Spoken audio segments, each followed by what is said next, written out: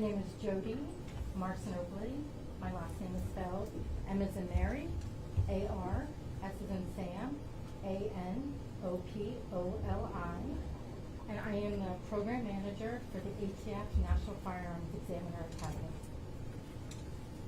So you say ATF, what's the long name for that acronym? ATF is the Bureau of Alcohol, Tobacco, Firearms, and Explosives, commonly referred to as ATF. And how long have you worked there? For 24 years. What are your primary job duties now? So ATF has the National Firearms Examiner Academy.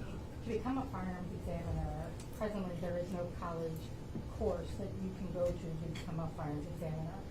So it takes about 18 months to 2 years on the job training.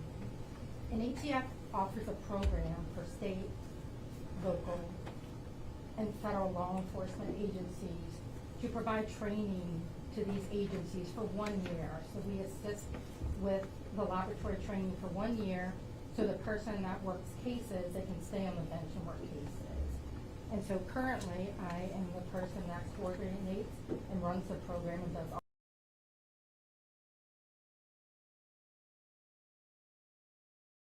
firearms and tool market examiner. Would that have been what your job duty was back in 2019? Yes, I was a forensic firearms and tool market examiner, as well as I did the laboratory coordination for the ATF National Firearms Examiner Academy. Do you have any related experience prior to working for the ATF? Yes, I was a forensic firearms and tool market examiner at the Metropolitan Police Department in Washington, D.C. What is your educational background?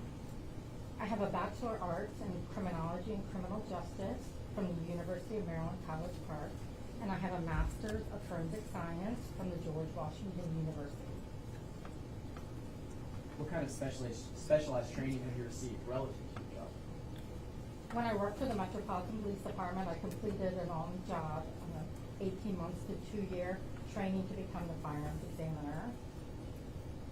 I attend annual conferences to continue to stay up to current, as well as I've attended Amherst courses, and I tour firearms and ammunition manufacturing to be able to learn the process of how guns are made. Are you a member of any professional affiliations? Yes, I'm a distinguished member of the Association of Firearms and Tool Marks Examiners. Have you undergone competency and proficiency testing? Yes, to become a firearms examiner, you have to become competent in all the types of subdisciplines that you testify in. And once you do become competent and then you're able to work cases, from that point on, every year you have to take a competency test in some of the subdisciplines that you are qualified as an expert. Have you previously testified as an expert in state or federal court? Yes, I have. Both or either? Or? I've testified both in local, federal, and state courts. Judges, when I move to certify her as an expert. Expert in what? Yeah, can you list the areas that you're an expert in? I'm an expert in forensic firearms examination, serial number restoration, and tool mark examination. I move to certify her as an expert in those 3 things. Okay. He's so certified. So recognized. Go ahead. What is firearms identification? Firearms identification is a subdiscipline of forensic science. What your primary concern is to determine whether a bullet, cartridge case, ammunition component was or was not fired from a particular firearm. What is a cartridge? A cartridge is a single component of ammunition. I brought an exemplar. It's perfect. Okay. So this is an enlarged version of a cartridge, which is a single component of ammunition. And there are 4 parts of a cartridge. You have the cartridge case, which houses the gunpowder, which will be inside. You have the bottom part, which is the primer, and then you have the bullet.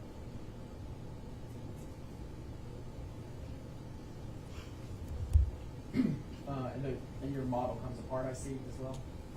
Yes. So when you hear someone say a cartridge casing, which part are they referring to? This is the cartridge casing. So that houses the bullet, is that right? That houses the bullet, It houses the gunpowder that would be in here, and it houses the primer. So you said there's, I don't remember what word you used, 4 parts or 4 components of a cartridge? Yes, there are 4 components of a cartridge, which is also referred to as live ammunition. So when all 4 are together, it's live ammunition? When all 4 are together, it is a single component of ammunition known as live ammunition. Can you explain how a semi-automatic pistol operates? Yes, a semi-automatic pistol is a handgun. And how it works is that you have an ammunition magazine, and that is a component where you load the magazine. You insert the magazine into the firearm. A lot of times that goes into the grip of the firearm. At that point, the magazine is in there and the ammunition is in the gun. The top part is a slide, and you have to pull the slide rearward. And when you do that, you cock the firearm. And as you release it, it is going to strip off that cartridge, the live ammunition, off the top of the magazine and load it into the chamber of the firearm. At that point, the firearm is loaded and ready to be fired. You pull the trigger, and 2 things happen when you pull the trigger. The bullet exits the barrel of the firearm, and it engages the rifling, which puts a twist on it so it can go straight and accurate in flight. Then you have the cartridge case at that point, and that hits back against the breech face. And as it is going back against the breech face, there are marks on the base of the primer that is transferred from the breech of the firearm. But as it is going back, there is an extractor that's located in the firearm, and it has it's like a claw, and it's pulling it out of the chamber, because at that point it has expanded. And then there's a piece that's called an ejector, and that kicks the cartridge case out of the firearm.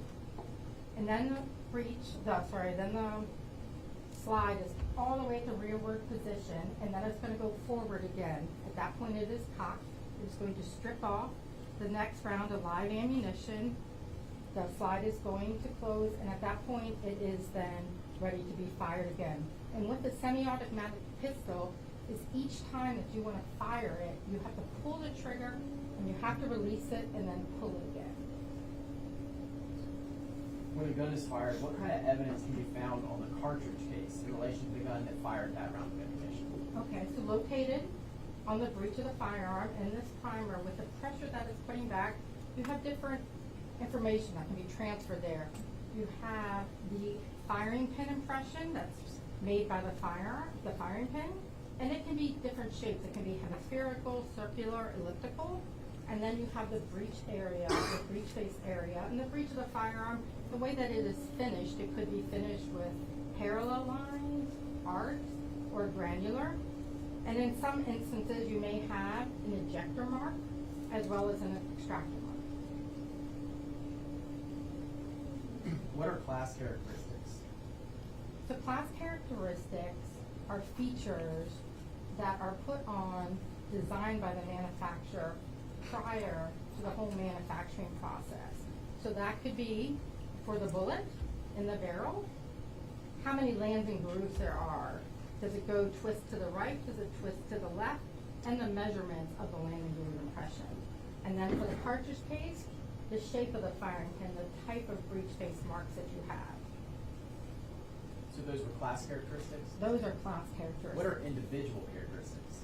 So individual characteristics are impressed or striated marks that are produced during incidental to manufacture. And these are random imperfection or irregular features that are transferred from the tools that are used in the firearm, the rifling, the breech face, onto the bullet in the cartridge case. Do firearms leave different markings on fired bullets and cartridge cases? Yes, they do. Would that be true even if the firearms are the same make and model? Yes, during the manufacturing process, there are different types of tools that will make the marks inside the barrel and create the rifling with the twist, as well as with the breech face marks. There's different pieces that the tool comes into contact with that. And when it is coming into contact with that, it is also producing these individual marks. Generally speaking, how do you conduct your examination? for the examination, you have different components that you're looking at that are submitted in. For the firearm, if a firearm is submitted in, we're recording the make, the model, the serial number, the caliber, as well as we check the safeties to see if they are operable. And once that is done, then we test fire the firearm to recover samples for future comparisons. For a bullet examination, we examine the class characteristics of the bullets and we record those with the type of rifling, whether the twist, which side it is, and then we do what's called a microscopic comparison. And we use a comparison microscope, which is two microscopes that are connected by an optical bridge. And that allows us to look at two components, two bullets at the same time, and we're looking for these individual characteristics to see if we can produce that the individual markings that were left on the barrel are the same as one bullet as well as the other bullet, or we're looking to see if they are different. And the same way goes with the cartridge case. We're looking at the primer area to look at the firing pins. We look at the breech face, and we are trying to determine whether they have the same marks or they have different marks. And what do you do next? At that point, when we're done, we come to a conclusion. And what kind of conclusions can be reached based on these microscopic comparisons? You have an identification, which you're going to say that the two bullets or the two cartridge cases were fired from the same gun. You have an exclusion to say that the two bullets or cartridge cases were not fired from that gun, or you have a result of inconclusive. And that means the class characteristics are the same. However, there lacks sufficient individual markings to determine whether a bullet was or was not fired from a particular firearm. Is your work peer reviewed or verified? Yes, it is. How does that process work? So once I have finished doing my comparison on the bullets and the cartridge cases and I come up with my conclusions, I then take the evidence and I give it to a verifier, another firearms examiner in the section, and then they do their own microscopic comparison, and they do not know what my answers are at that time. And then once they are done, we do a comparison to see if we came up with the same answer. In relation to this case, did your laboratory receive evidence to examine? Yes. Your Honor, at this point, there's a matter that we need to take up outside. All right. TV camera down, please. Thank you. Ladies and gentlemen, I have taken up a matter outside of your presence. I think I told you about this during the voir dire process.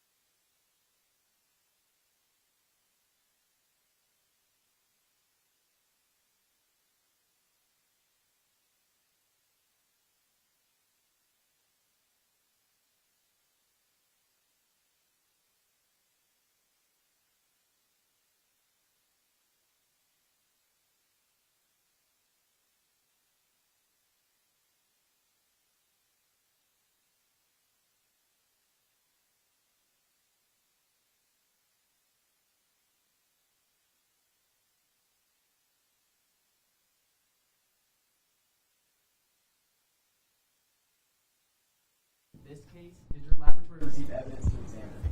Yes. What were you asked to do? I was asked to examine a firearm, cartridge cases, and bullets, and do the microscopic comparison to try to determine whether the bullet or cartridge cases were or were not fired from the firearm that was submitted, and to do the examination of the bullets and cartridge cases that were submitted, to compare those also individually to each other to determine if they were fired from the same firearm. How did you go about doing that? Similar to what I talked about, I took the firearm, did the overall examination, documented the make, the model, the serial number, the safeties, and once I was done with that, then I did my examination of the bullets to determine the different class characteristics of each one, and then looked to see if there were individual characteristics. I did the same thing for the cartridge cases, looked and documented the class characteristics, did examinations to determine if there were individual characteristics. Then once when I was done with that, I was able to test fire to recover samples to do my comparison. And I wait to do the test fire because I want to try to shoot the same ammunition or similar ammunition that I examined. Once I did that, I test fired the firearm 3 times, and I recovered the bullet and the cartridge cases to do my comparisons. And I did the comparisons of the cartridge cases to each other to make a determination, and then I did the comparison of a couple of the cartridge cases to the firearm to do that comparison, and I repeated the same process with the bullets. Can you describe to the court Exhibit 27? Can I look at my lab report, please? Certainly. Do you have a copy of it? Yes, I do have a copy.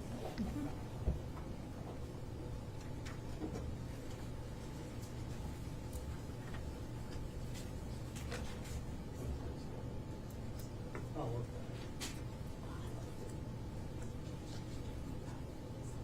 No, it's not one of those exhibits, Judge. I'm sorry. She missed the report. It's her Exhibit 27. I apologize, Your Honor. Okay. On that, I'll do better. Ma'am, may I approach? Judge, ma'am, You may. Hey, I'm going to show you what's been pre-marked as Commonwealth Exhibit 122 and 123. Can you describe what those 2 documents are? One at a time. One document at a time. 122. What's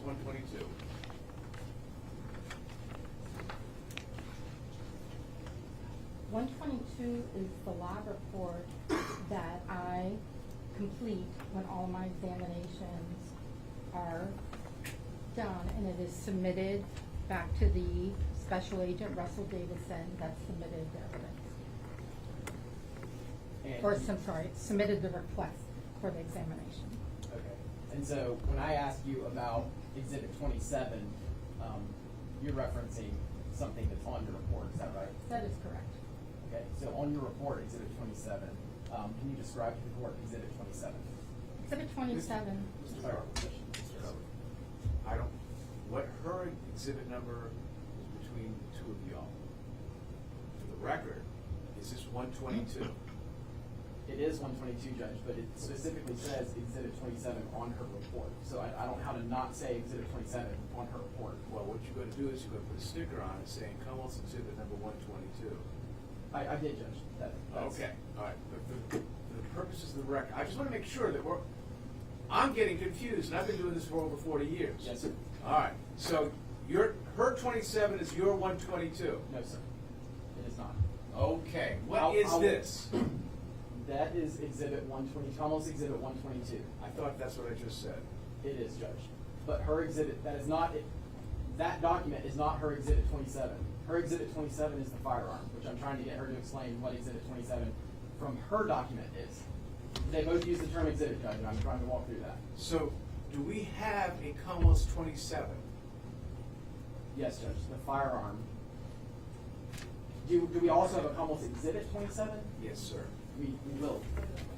It's just a photo from a crime scene, Judge, because exhibit numbers and evidence numbers from the sheriff's office aren't the same. And that's better practice. is to use the same numbers so that we're not having multiple references. So if sheriff's office uses, for instance, the cartridge cases, 1 through 8, those should be your comments, 1 through 8. It makes it simpler for the jury. It makes it simpler for the judge. It makes it simpler for everyone. So can you tell me again what that document is? What number is it? 122. 122. Why is it referred to as Exhibit 27? It is not. Okay. What is Exhibit 27? Can I have a witness tell us, or what would you like me to walk through? Do I have a 27 in here? You have a 27 in there. You do not have the 27 we're referring to now. And the 27 we're referring to now is the gun. For her document, yes, sir, which is written on the Exhibit 122 explaining that. Go ahead. So what is 122? What is that? That's her lab report, Judge. Go ahead, Mr. Carver. On your lab report, do you reference an Exhibit 27? Yes, I do. Why is it called Exhibit 27? The laboratory receives the laboratory transmittal form, and the evidence that we receive is listed with an exhibit number, and that is the number that we use throughout our examination. So for what you received, what is Exhibit 27? Exhibit 27 is a Glock pistol, model 22, Gen 4, caliber 40 S&W, bearing serial number B as in boy, A as in apple, W as in Wayne, B as in boy, 711, with an ammunition magazine. So when you were referring to Exhibit 27, you were referring to that firearm you just described? Yes. What kind of examination or test did you perform on that firearm? Did the overall examination to document the make, the model, the serial number, the caliber, look at the safeties and make sure the gun was operable. And once it was operable, then I test fired it to recover the samples, the bullets and the cartridge cases fired from that firearm. Can you explain how your Exhibit 27 pistol functions, the one you were referring to as Exhibit 27? The pistol functioned as designed. Does that mean it fired? Yes, I was able to load the magazine into the firearm, cock it as I talked about earlier, how a semi-automatic pistol functioned, and I test fired it 3 times to recover bullets in fired cartridge cases. Can you describe to the court your Exhibits 1 through 8? My exhibits 1 through 8 are fired cartridge cases, 40 S&W brand Federal. Can you describe to the court your Exhibits 40 through 44?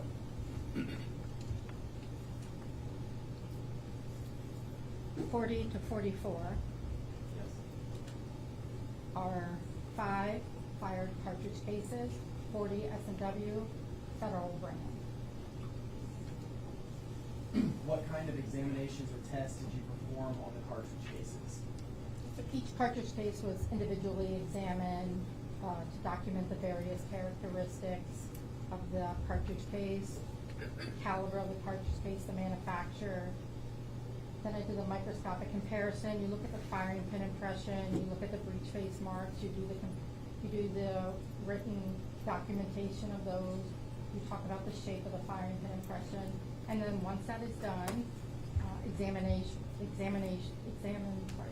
cartridge cases 1 to 8, a microscopic comparison was done between those to determine a conclusion.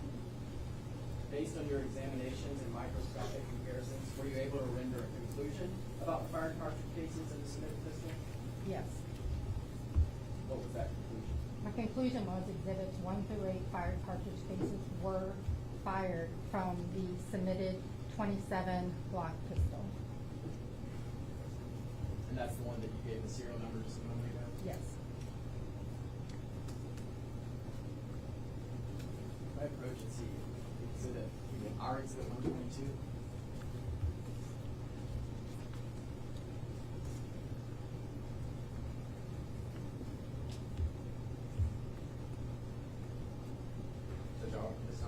Commerce Exhibit 122. Any other objections besides the one after the super one? No, Judge. All right. Kim, do you have exhibit, the Commerce Exhibit for the court, number 123 in front of you? Yes, I do. Can you identify that document for the court?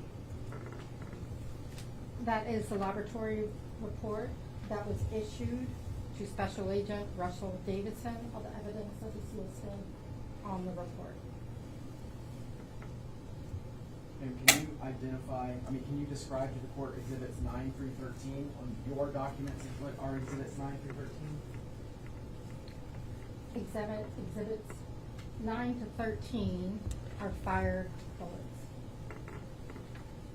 What kinds of examinations or tests did you perform on the bullets? I did the overall examination of the bullets to determine that they were fired.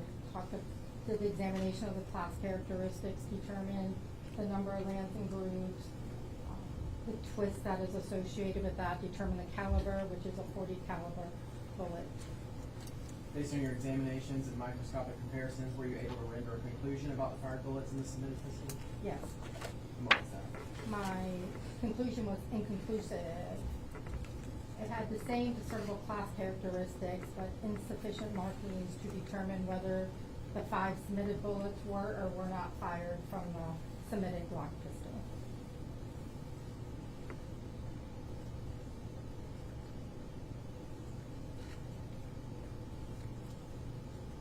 And going back, in case I apologize if I'm just repeating this question. Exhibits 40 through 44 on your documentation, what were those?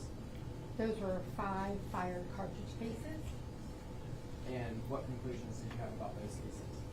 The conclusion was that those 5 fired cartridge cases were fired from the submitted Glock pistol. So you had the same conclusion from exhibits 1 through 8 and exhibits 40 through 44? That is correct. Let's see, almost exhibit 123.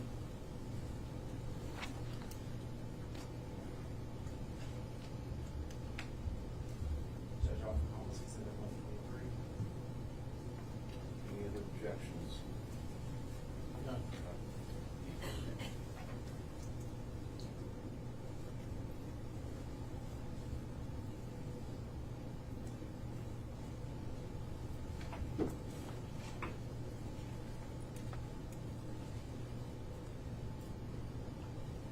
Thank you. Those are your questions.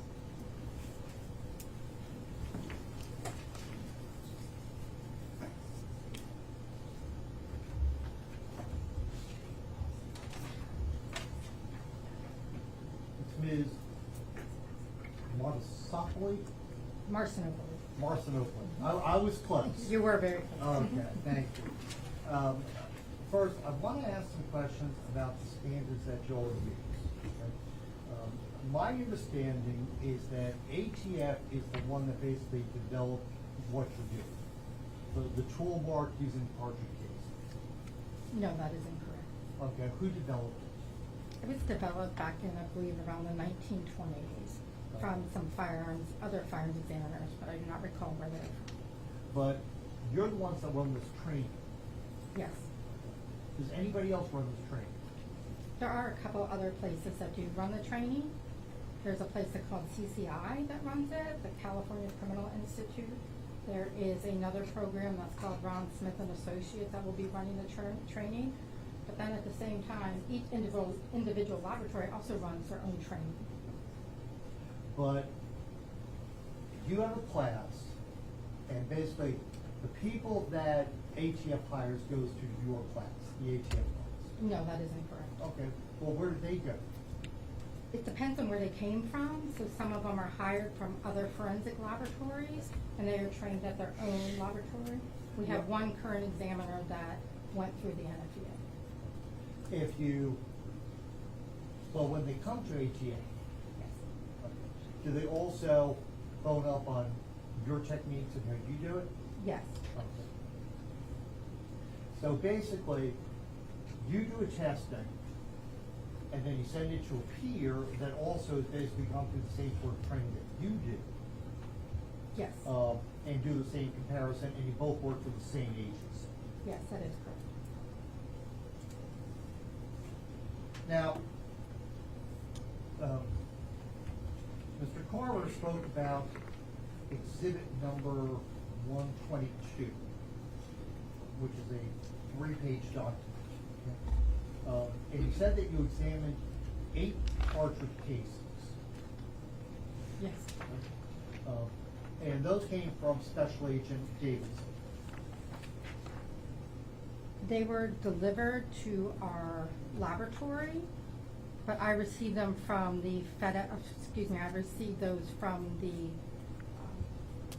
either from the evidence room, or I might have received them from another examiner. I would have to look at my case notes to find out. Russell Davidson doesn't give it to you personally. No. He drops it off, and then it goes through different hands, maybe 1, maybe 2, until you get it and do the test. That is correct. Now, cartridge cases 1 through 8, do you know where those came from, besides Russell Davidson delivered them?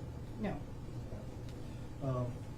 On exhibit 123, you got a whole bunch of other, 1, 2, 3,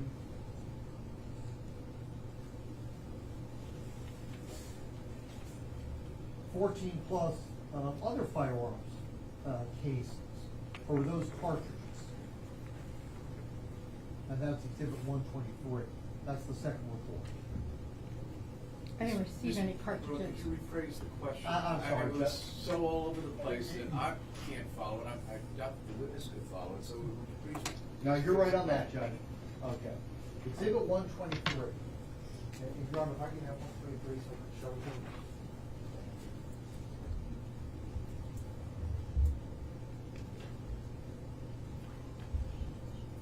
Okay, 123, okay, you have more,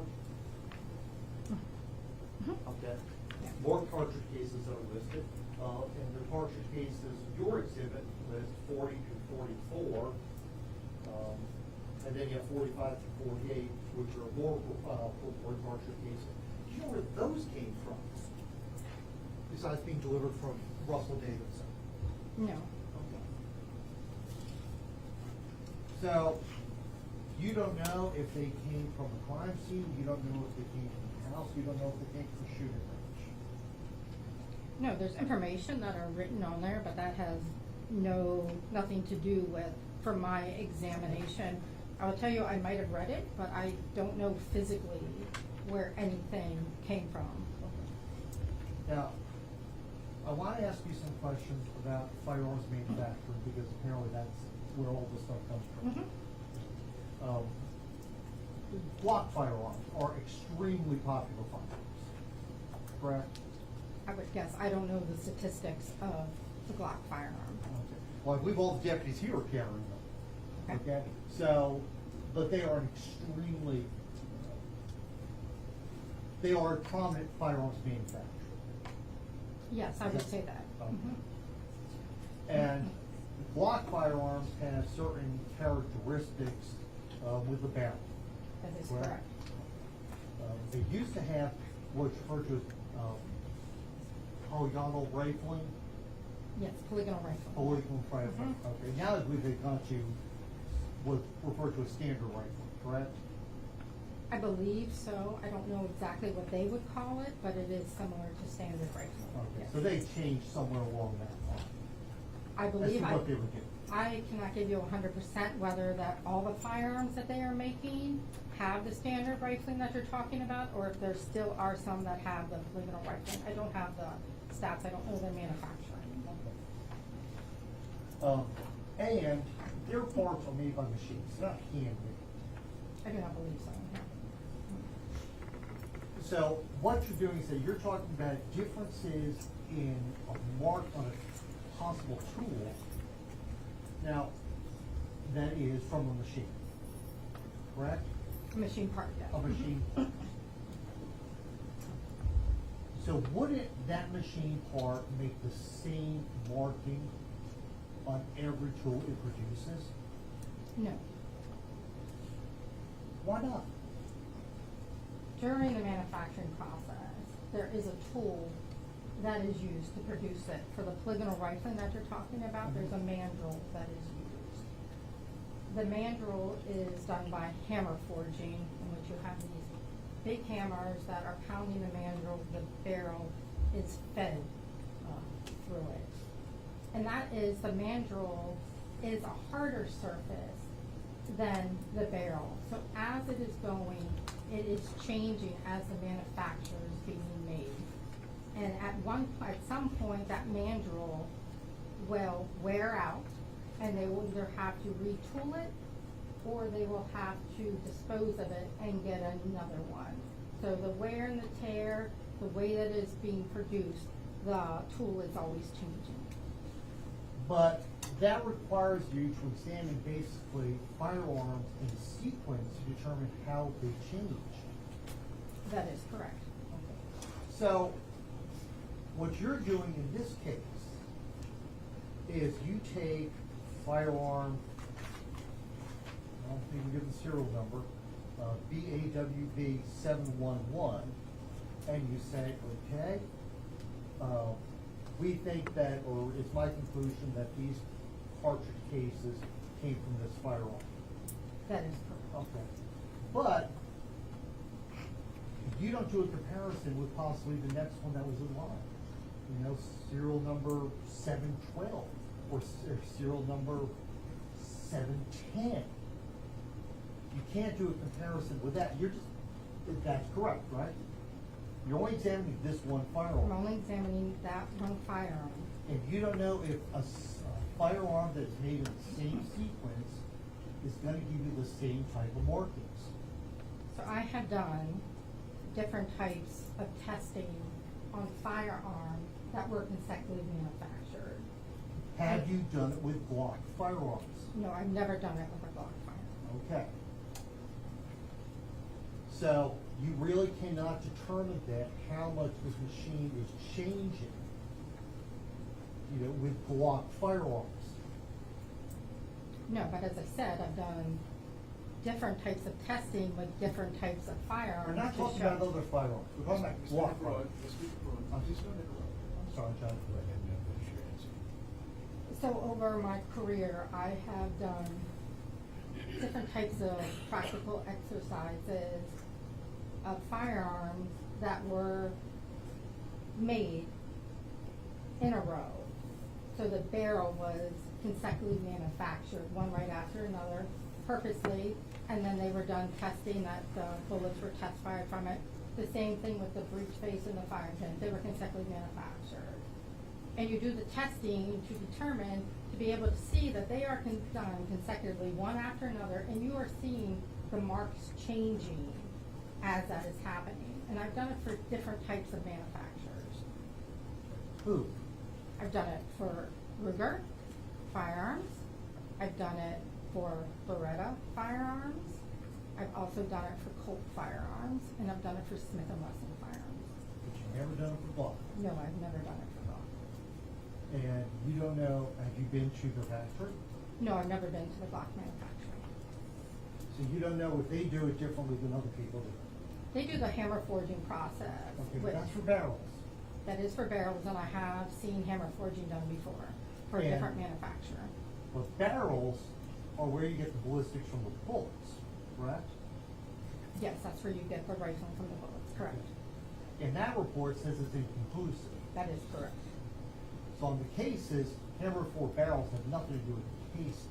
That is correct. It's, the bullets, the markings that are parted on the bullets are from a different part of the firearm. From the extractor, which is that claw that pulls the cartridge casings out, and the ejector, correct? No, it's from the firing pin, Oh, okay. the aperture shear as well, and the breech face marks. Well, once again, even with that, you have never done a test on Glocks to see how it wears with Glocks with sequential firearms. No, I've never done a test with a block.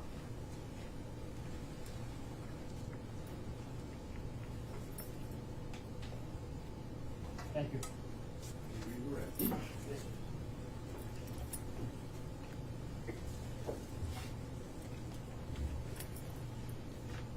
Do you know how many firearm, like cartridge analysis you've done in comparison to a firearm? I would have to say below 1,000. And turning your attention to your July 5th, 2019 report, which is Commonwealth's exhibit here in court, number 122. Do you have that in front of you still? Not Yes. the report. Your report, do you have that? Yes, What was the date of submission one on your report? June 28, 2019. And what items were submitted? My exhibits 1 through 8, which are 8 fired cartridge cases. Exhibits 9 through 12, which are 4 fired bullets. And 1 through 8, well, submission 1, does it tell you how you received that? It says it was hand carried by Special Agent Russell Davidson. And your conclusion in your report, do you know if items 1 through 8 were fired by your exhibit 27, the Glock firearm BAWB 711? Yes, exhibits 1 through 8 were fired from the submitted firearm with serial number BAD711. Can you say that serial number again? B as in boy, A as in apple, W as in Wayne, B as in boy, 711. And when looking at your August 6th of 2019 report, which has been entered into the court as Commonwealth's Exhibit 123, do you see when that evidence was submitted to you? Yes, July 18th, 2019. And did that include your exhibits 40 through 44, which were 5 cartridge cases? Yes, And with your exhibits 40 through 44, do you have a conclusion? Do you know if they were fired by exhibit 27, that Glock firearm BAWB 711? yes, my report was exhibits 40 to 45 were fired from the submitted Glock firearm bearing serial number BAWB 711.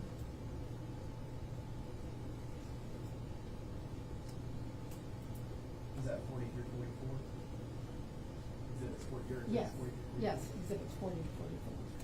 And you said a few times the serial number of this firearm, and you responded as I quoted it to you. Did you see the serial number on this firearm? Yes, I did. And did you see that? Did you draw any conclusions about if it was altered, or if there's any, did you have any concerns with the serial number on the firearm? No, the serial number was not altered.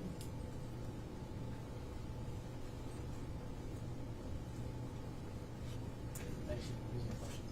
Amy Cross. There you go. You should be excused. Yes, Your Honor. Dan, you want to stick around, but you're also free to go. Thank you. Next witness. We'll call the man. All right.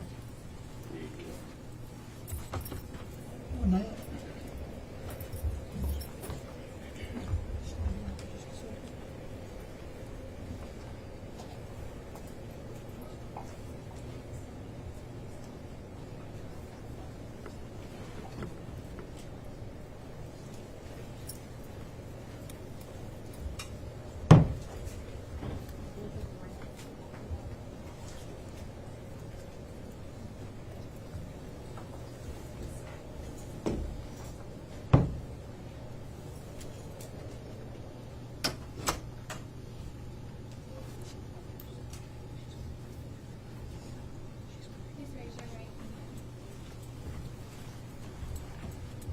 Do you solemnly swear or affirm the testimony you give in this case will be the truth, the whole truth, and nothing but the truth, so help you God? Thank you. Thank you. You may be seated.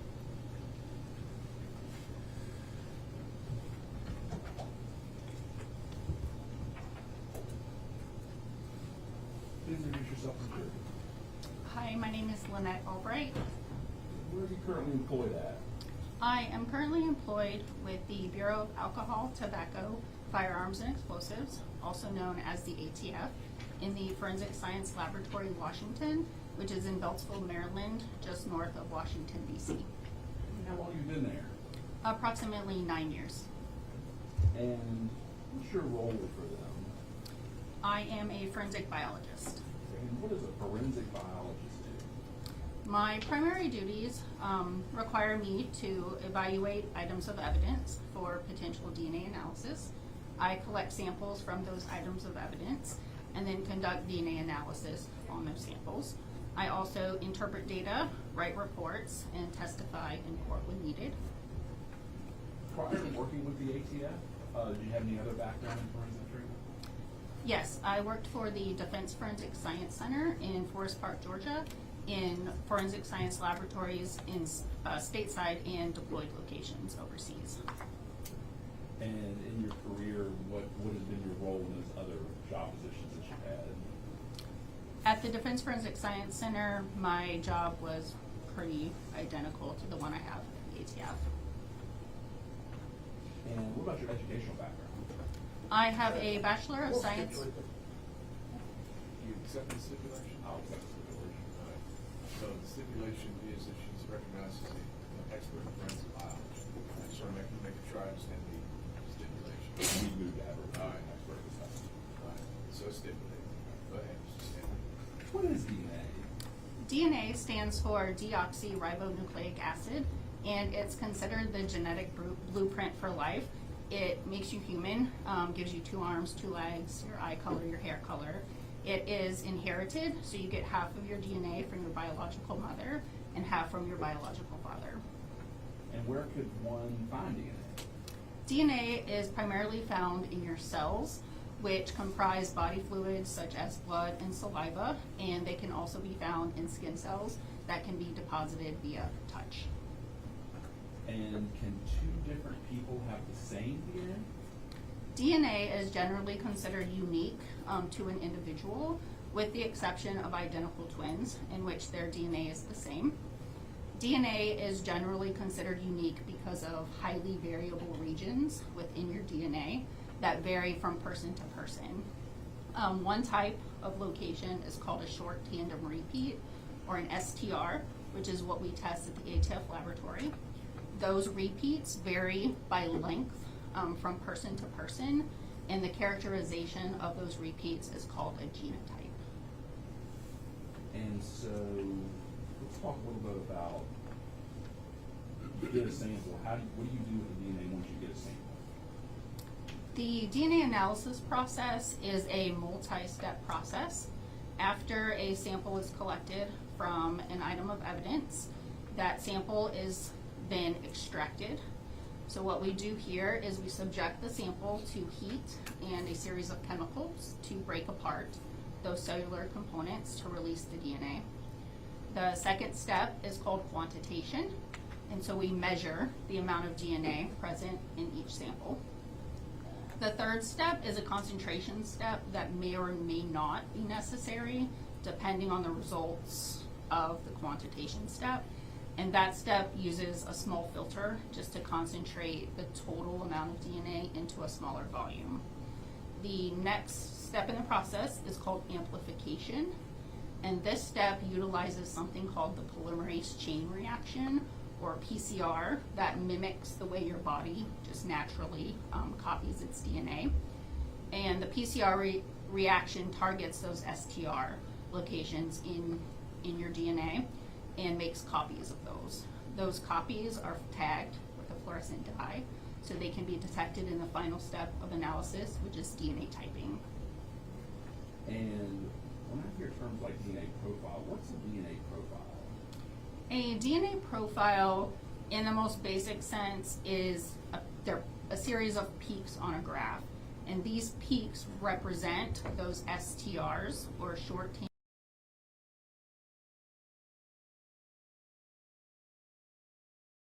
that we target. Once you get a profile, what do you do with those profiles? Each DNA profile that is generated is then interpreted, and the first step is for us to establish if that DNA profile is suitable for comparisons. Will you sometimes have more than one profile that you look at in a sample? Yes, DNA samples can present pretty much one of 2 ways. One way is a single source DNA profile, which is DNA from one person, or a mixed DNA profile, or a mixture, which is DNA from 2 or more individuals. And what do you do if you can't determine the number of contributors in a particular profile? If there is limited data or too many contributors with no expectation of obtaining a major component or contributor for comparisons, then those profiles are deemed not suitable for comparison, and the analysis will stop at that point.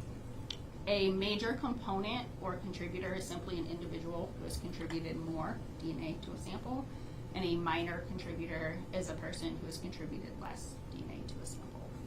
Can you have more than one major contributor in a sample? Yes, you can. And is there any programs that you guys use to analyze these profiles that you have? The ATF laboratory uses a software program called StarMix to aid in interpretation. Okay. How long have you guys been using that program? Approximately 8 years. Okay. And what does STRmix do for you guys? StarMix interprets DNA profiles by doing something that's called a deconvolution.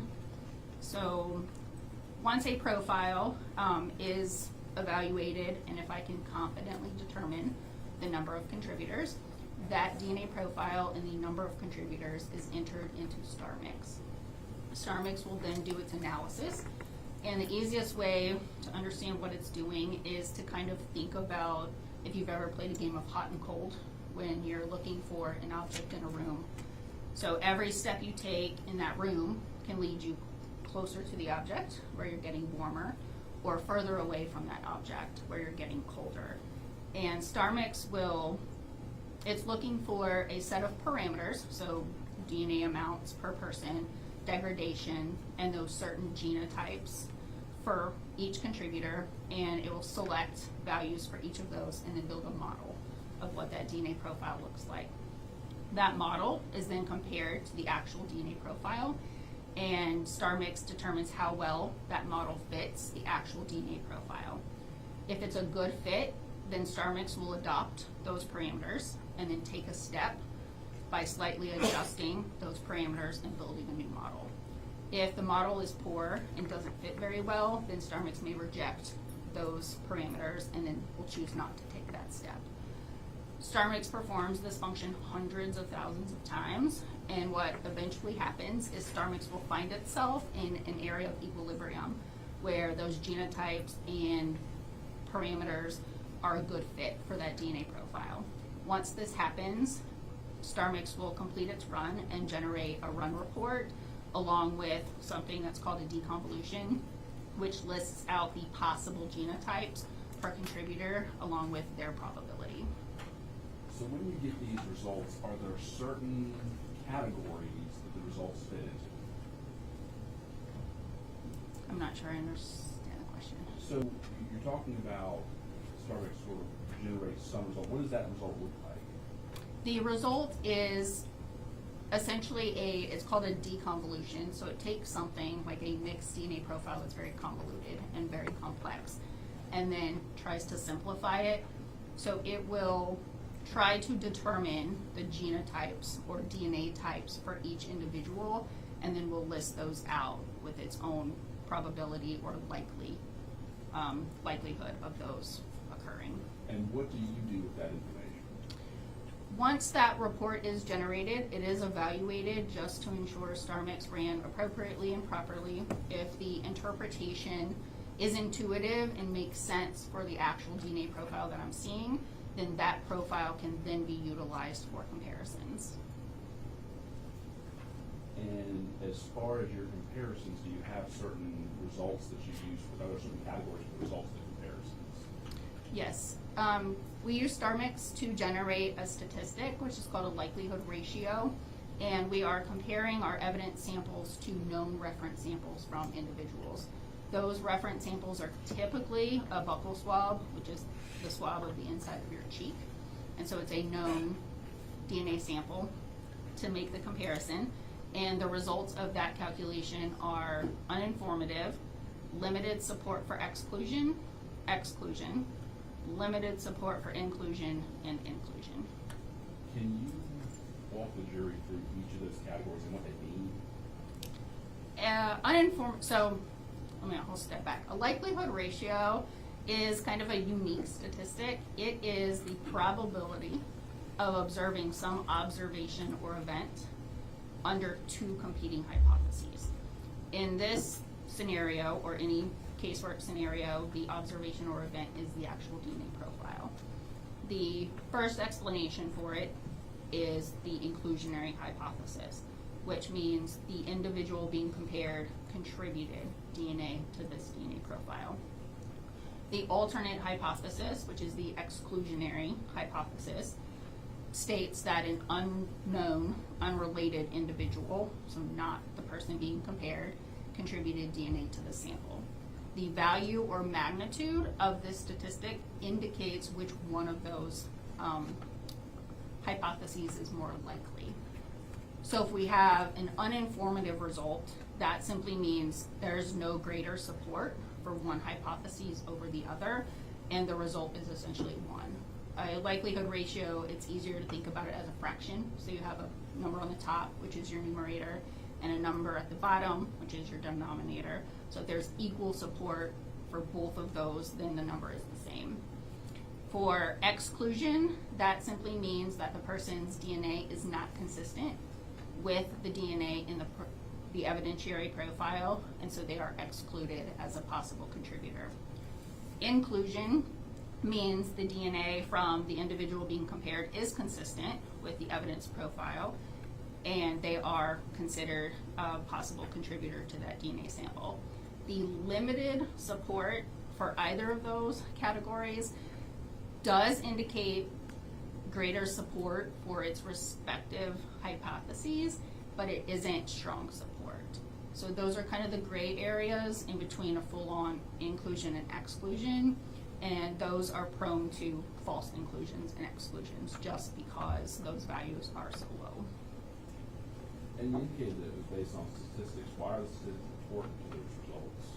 Statistics provide meaning to the weight of the comparison and then inform us of which one of those hypotheses is most correct. So, into this case in particular, did you generate a lab number in this case as you worked through DNA? Yes, I did. And what was that lab number that you used? The lab number was 19N0319. It was in Amherst, Woods. Have you seen this? Yes, sir. I should take a look at this document and flip through and take your time. Does that document have a number? Judge Abby Kammel's proposed 124 this time.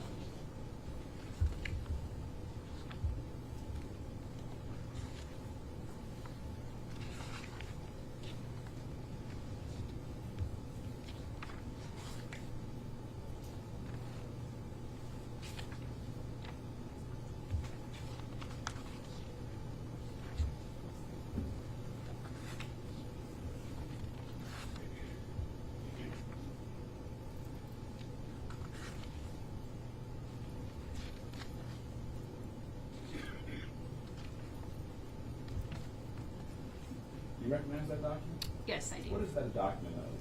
This is the DNA laboratory report that I authored in this case. Are there any changes to that document versus the document that you prepared?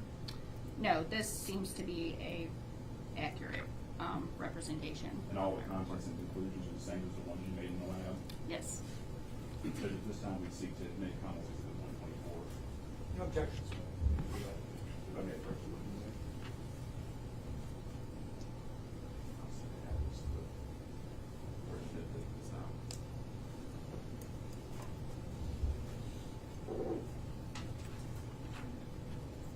All right, so I'm loading on the screen here sort of a digital copy of this report. It's in Mark's comments exhibit 124. You see that report? I know the lettering is not fine. You've got one behind you as well if you need that.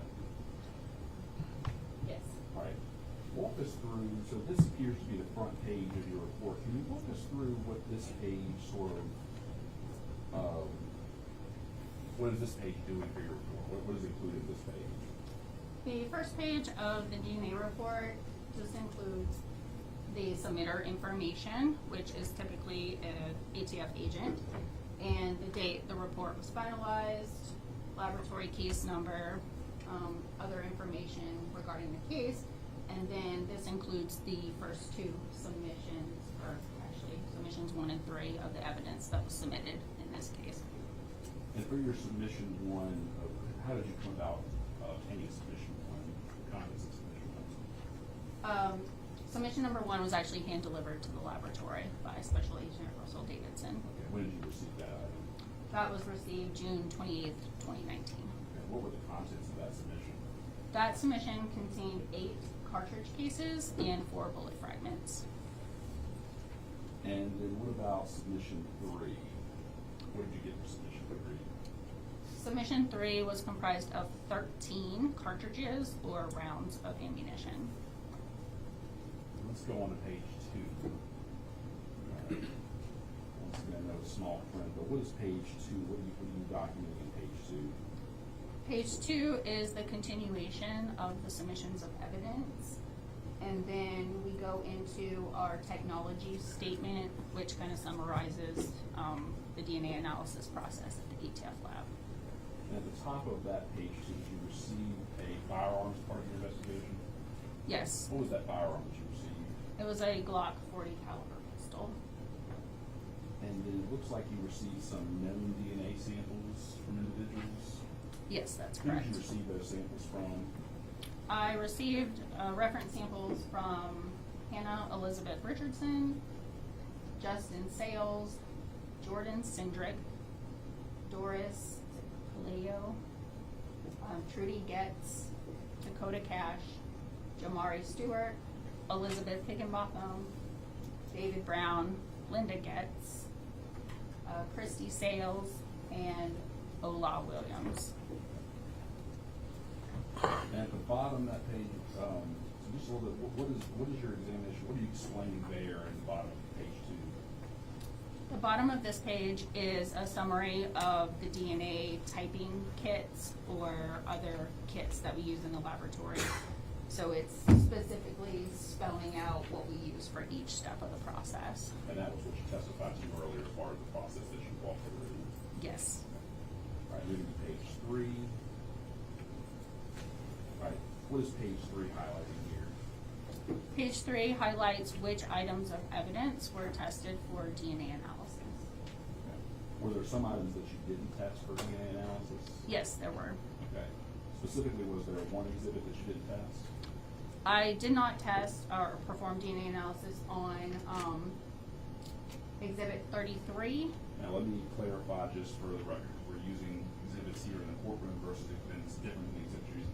Can we refer to them as item numbers, ATF item numbers from the future reference? Sure. Would that be easier? Mhm. All right, so let's say ATF item number 33. What did you do with that sample? That sample, the request for analysis was withdrawn by the special agent, and so it remained in its evidence packaging and was not tested. And were there any other items that you did not test for? Did you not do a test on? The 4 bullet fragments were not tested for DNA. And why were those not tested for DNA? They typically are not tested for DNA simply because the firing of a firearm is a very traumatic event for a round of ammunition, and the bullet is subjected to high heat, a lot of friction, and often they hit objects while they're flying through the air and they just become damaged to the point where the success rate of getting DNA from those items is very low. So we just opt not to test those. All right, we'll move on to the next page. All right, this appears to be a table. What is this a table of on page 4? This table is a summary of the results of the reference samples that were processed for these various individuals. Now, you're going to have multiple tables, and I think this is a good opportunity to kind of walk us through your orientation here. So you've got these columns here. What do you put in your first column there?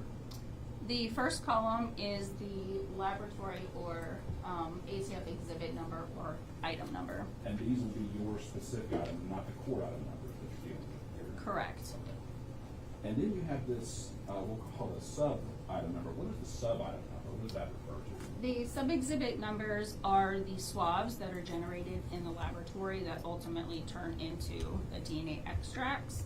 The Q designator was the previous designation for forensic biology, and every sample that is taken from an item of evidence is given a sub-exhibit number, so they're unique to each sample. So I just kind of want to understand a little bit. So you get an item in, and you might create sub-items based on their own swabbings. Is that what happens? Yes, that's correct. Alright, and then the next one, there's another column, what's that next column there?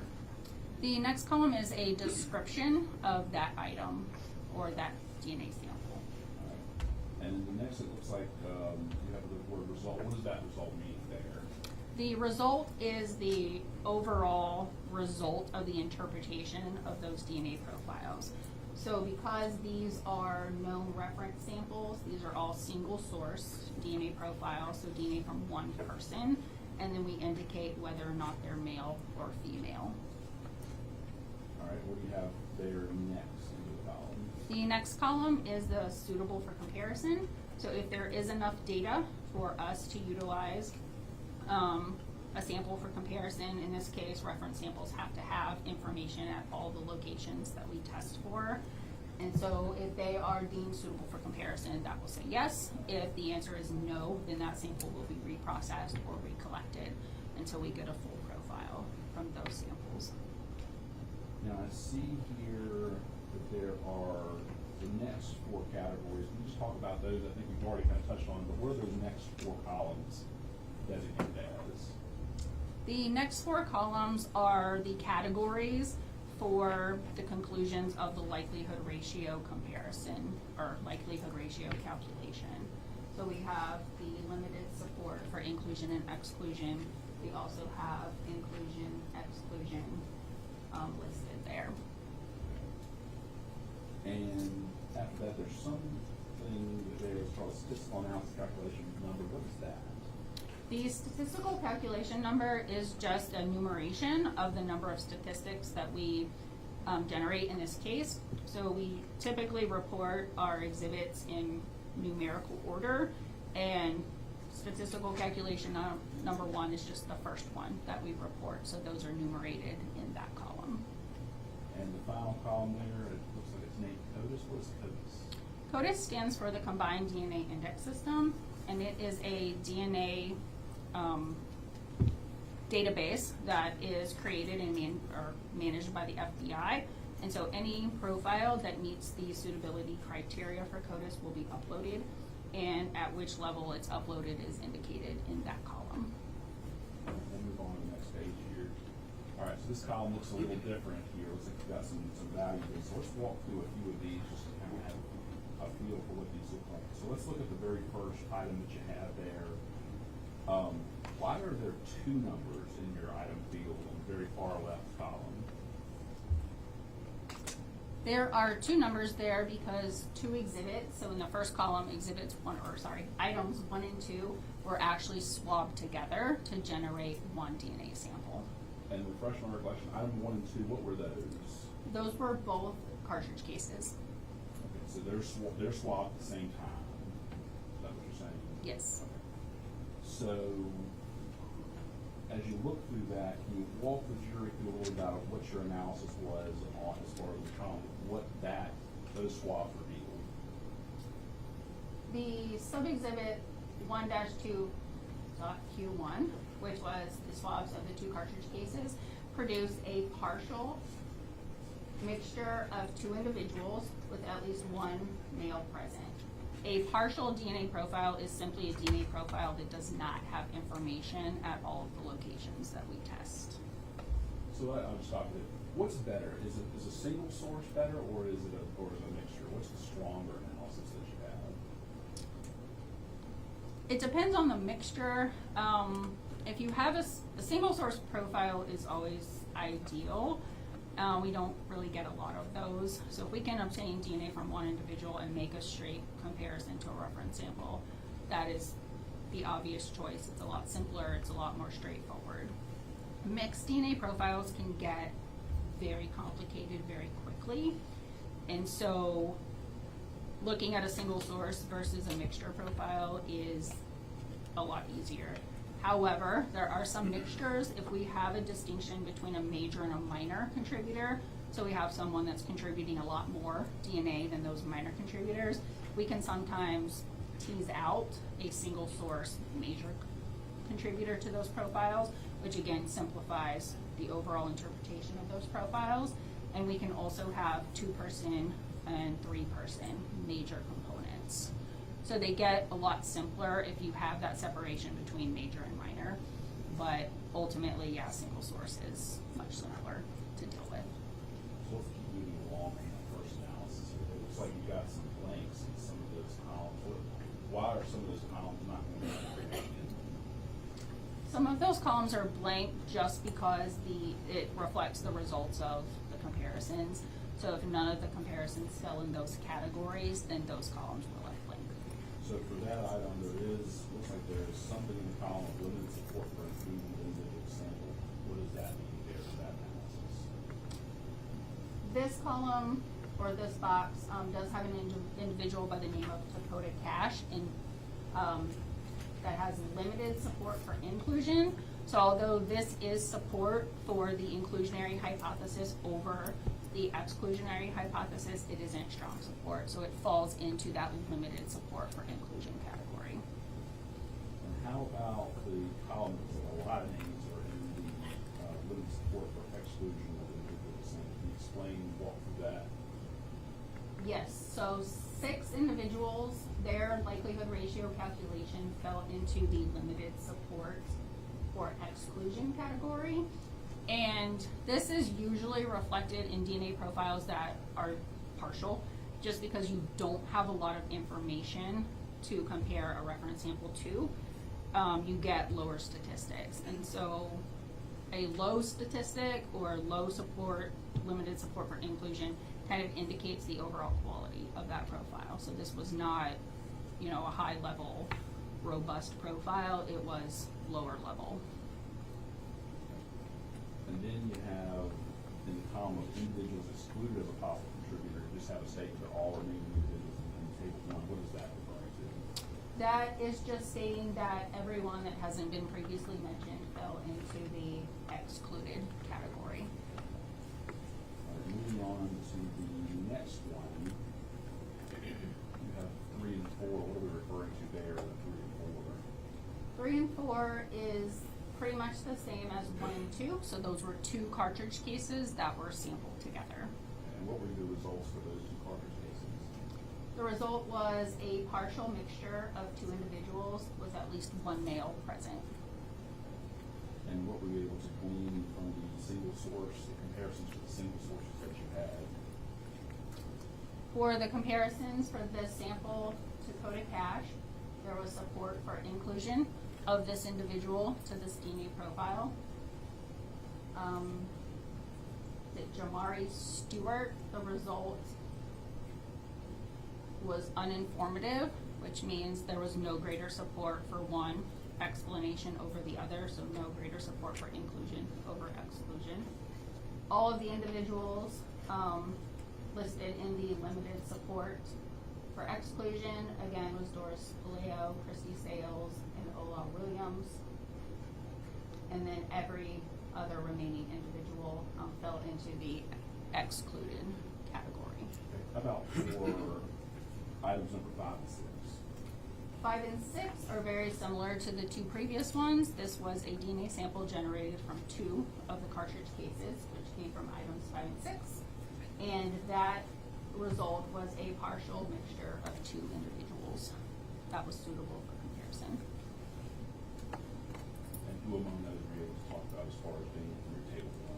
Who all you're able to include or exclude? Jamari Stewart and Elizabeth Higginbotham produced results that were uninformative. So again, no greater support for one explanation over the other.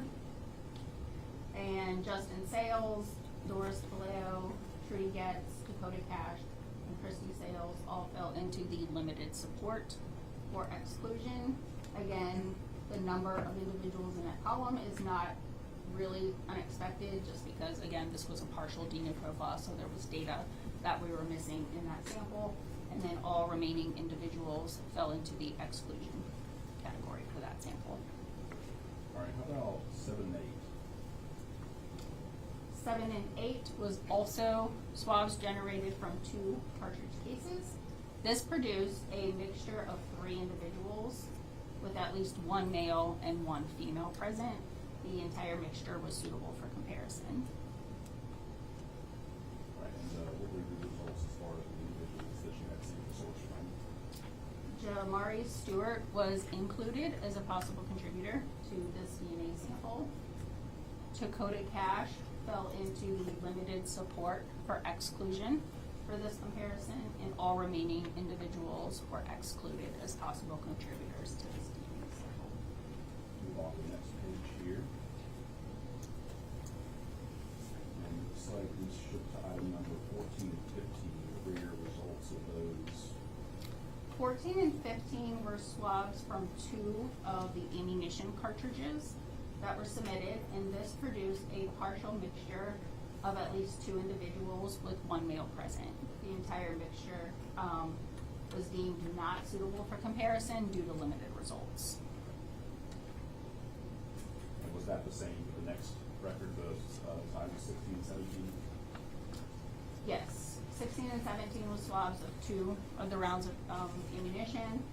This mixture was a partial mixture of of at least 2 individuals with at least 1 male present, and that was also determined to be not suitable for comparisons.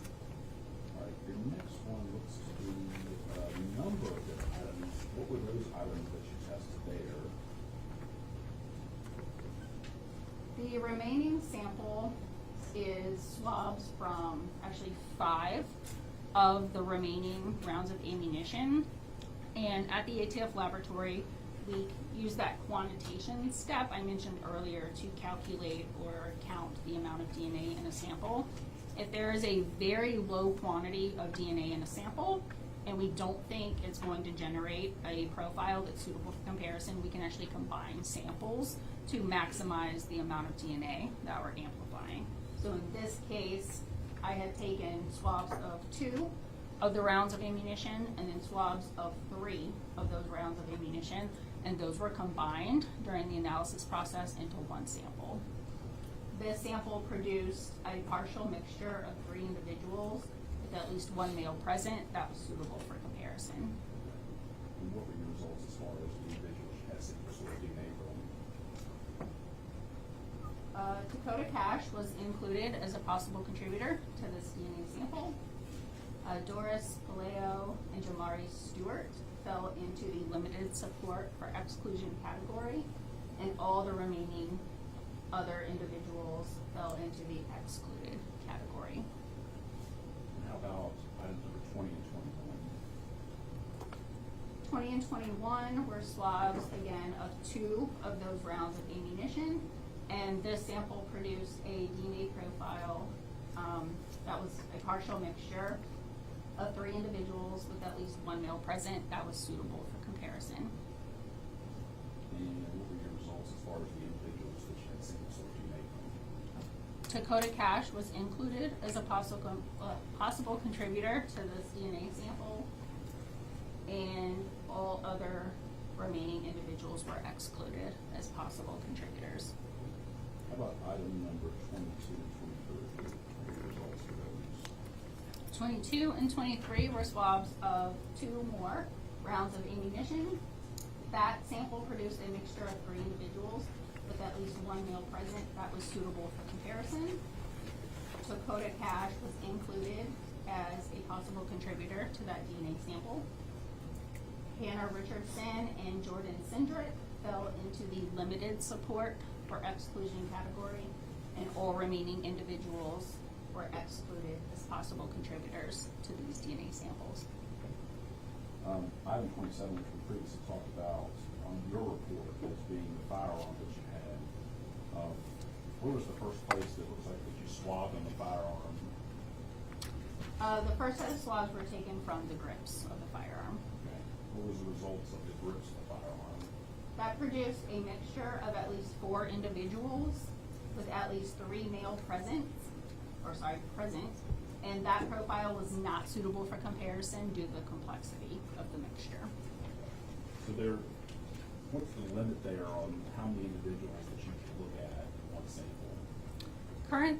Currently, the ATF laboratory will attempt to interpret DNA profiles that contain up to 5 contributors. If we have a mixture of 4 or 5 contributors, we can only make comparisons up to a 3-person major. So we could have potentially 3 major contributors and 2 minor contributors, and only the major contributors would be suitable for comparison. All right, moving on to the next page. All right, so where was the next place on the firearm that you swabbed?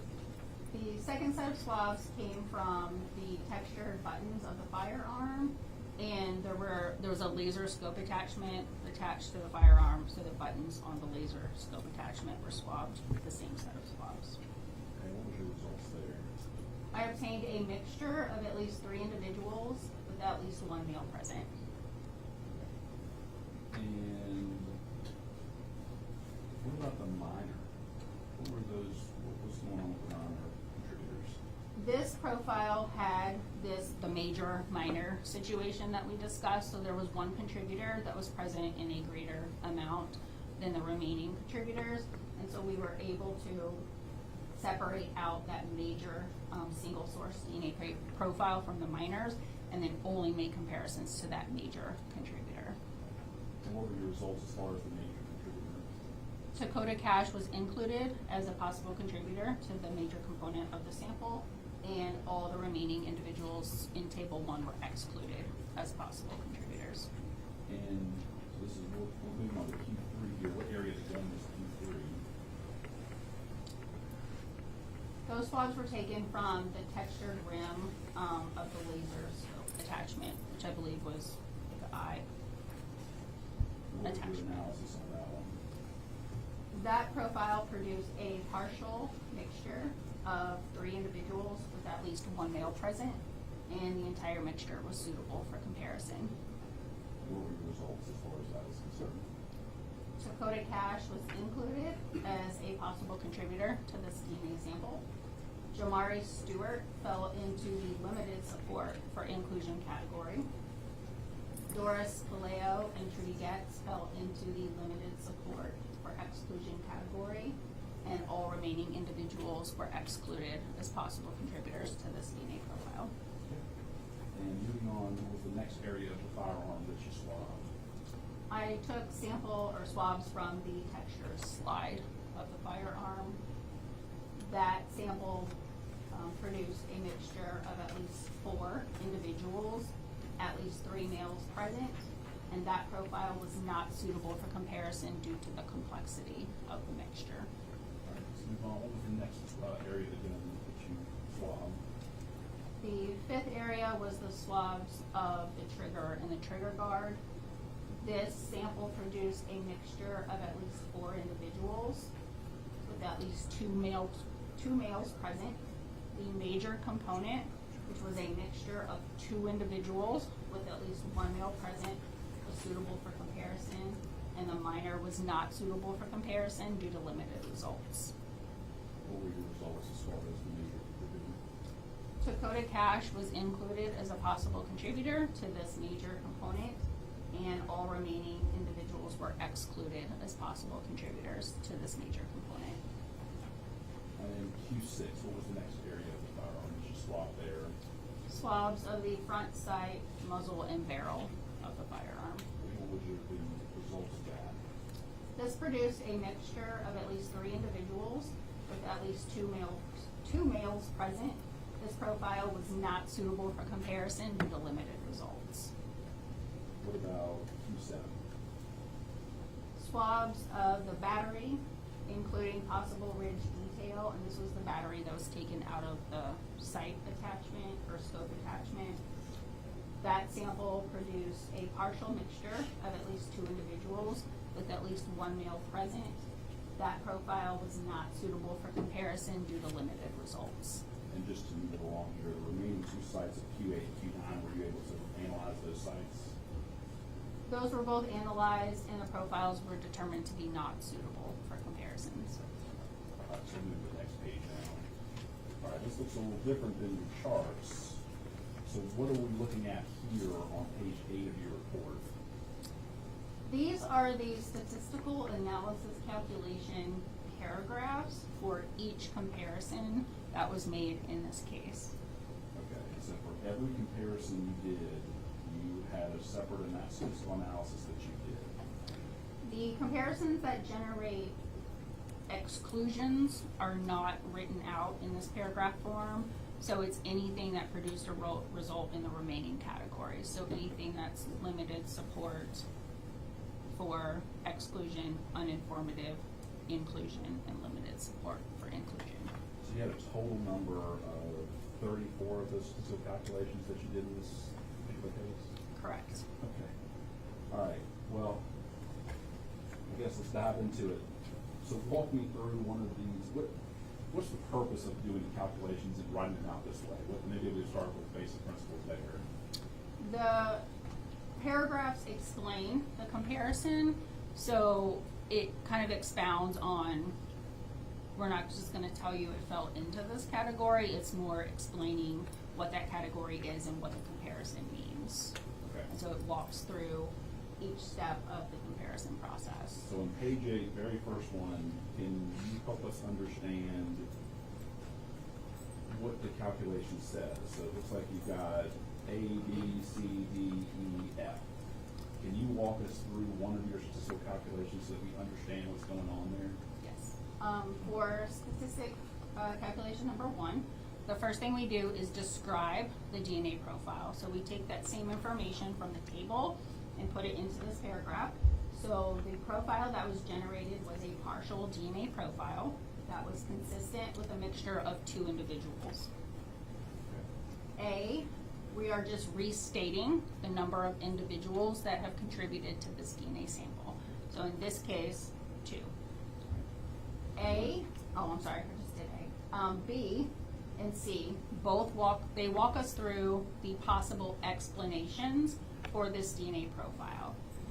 B is the inclusionary hypothesis, which states the person that we are comparing, in this case Dakota Cash, we are assuming he contributed DNA to the sample.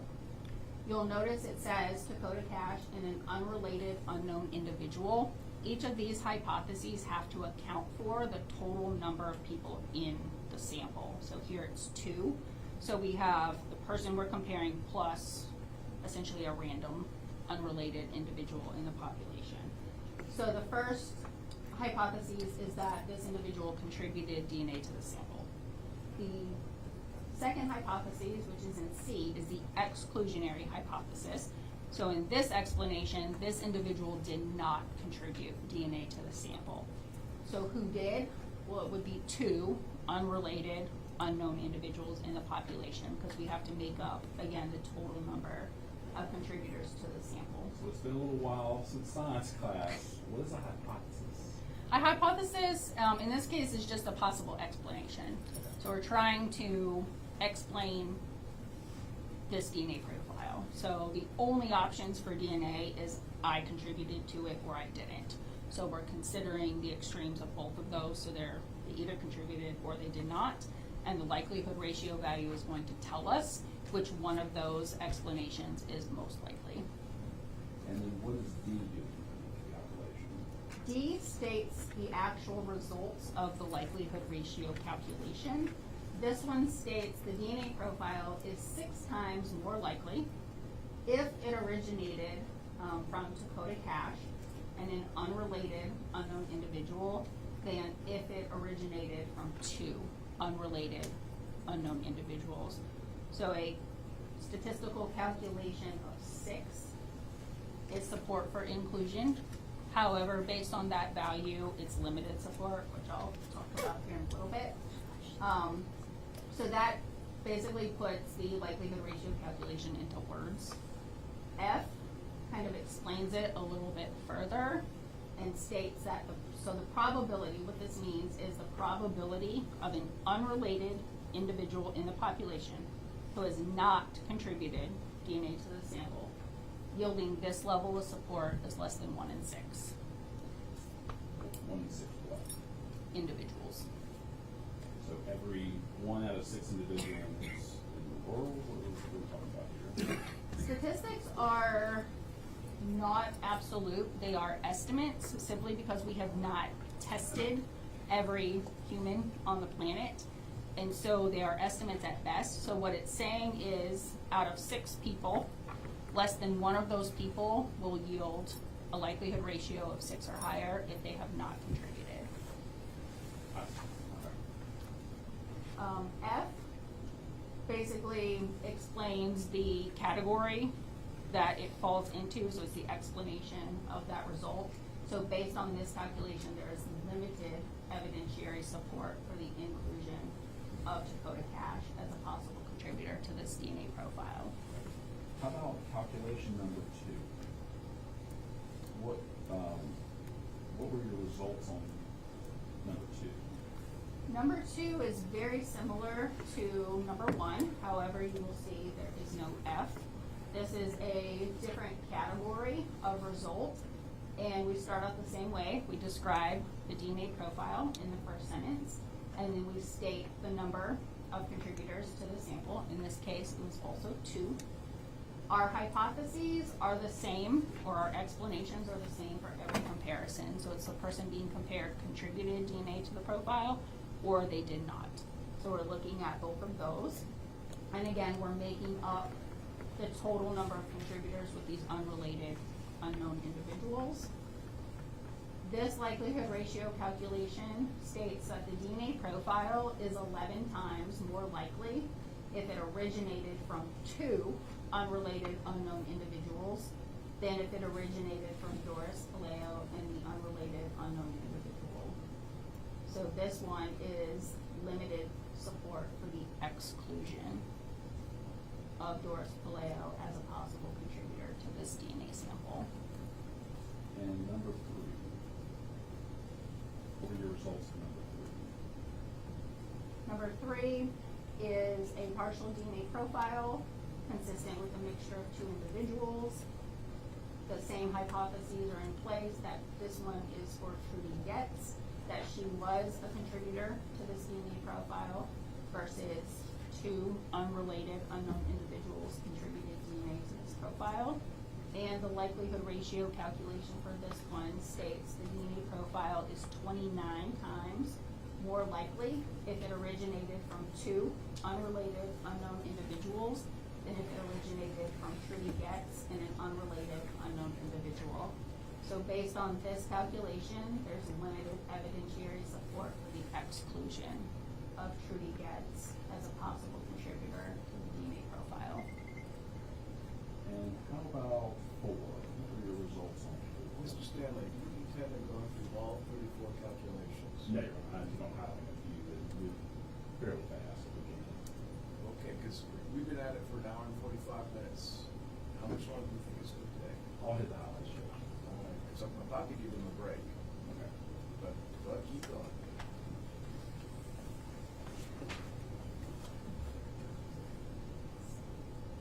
All right, let's move to page...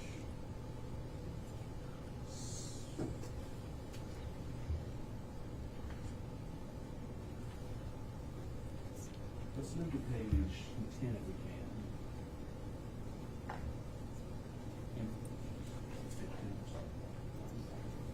All right, specifically looking here at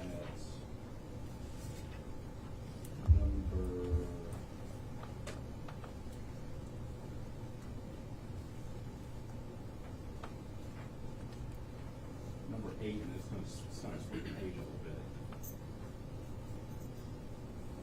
Should be, it's all right. It starts at 9 and goes to 10. I'll start.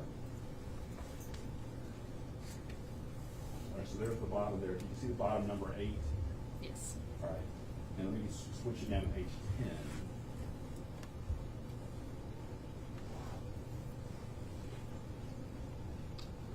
This DNA sample was a mixture consistent with 2 contributors. The inclusionary hypothesis was the DNA originated from Dakota Cash and an unrelated, unknown individual. The exclusionary hypothesis was that this DNA originated from 2 unrelated, unknown individuals. The result of the likelihood calculation, or likelihood ratio calculation, is the DNA profile is 25,400 times more likely if it originated from Dakota Cash and an unrelated, unknown individual than if it originated from 2 unrelated, unknown individuals. Right. So that number seems to be wildly different than the numbers we were looking at before. why are we looking at so low numbers on the first few that we looked at, and why are we looking at 25,000 now? This profile is, I don't believe this one's a partial. This may be a full profile. So the more information that you have in a DNA profile, the higher that number goes when you have an inclusion. Our inclusion category is 100 and greater. So any number that's 100 or greater, that's support for inclusion. We'll move on here to the page number 13. This is calculation number 20. Can you walk us through the results of calculation number 20? This DNA profile was a mixture consistent with 3 contributors. The inclusionary hypothesis is the DNA originated from Jamari Stewart and 2 unrelated unknown individuals. The exclusionary hypothesis was that this DNA profile resulted from 3 unrelated unknown individuals. The likelihood ratio calculation for this comparison is the DNA profile is at least 1 trillion times more likely if it originated from Jamari Stewart and 2 unrelated unknown individuals than if it resulted or originated from 3 unrelated unknown individuals. Is there a cap on the number that goes up? It seems like we're kind of stepping up in various places throughout the report. We've got low numbers, we've got thousands, and now we've got trillions. Yes, a likelihood ratio inclusion actually goes to infinity, but the ATF laboratory caps the result at 1 trillion. This was a technical decision because a trillion is approximately 10 times the size of the world population, so it's a large enough number, but it's also small enough that you and I can comprehend. So we hear the number trillion, we know what that means, right? We have millionaires, we have billionaires. U.S. deficit is, in a trillion, so that's a number we can comprehend. Anything beyond that is so large that the number is meaningless, and so it kind of loses its impact. So we cap it at 1 trillion. All right, just a few more questions. We'll wrap up stuff. So as far as DNA is concerned, if I were to wear something on my hands, would I transfer DNA to my object? It depends what you're wearing. If you were to put on, say, a latex or a nitrile glove, similar to the ones we wear in the laboratory, that would produce a sufficient barrier to keep you from transferring DNA from yourself to anything that you touch. And what happens if you clean a surface? What does that do possibly to the DNA on the surface?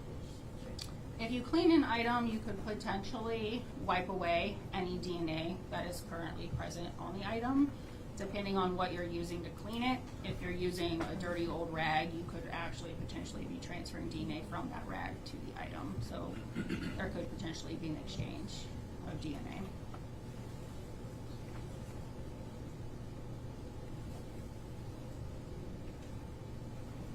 Thank you. Those are all my questions. Questions, yes?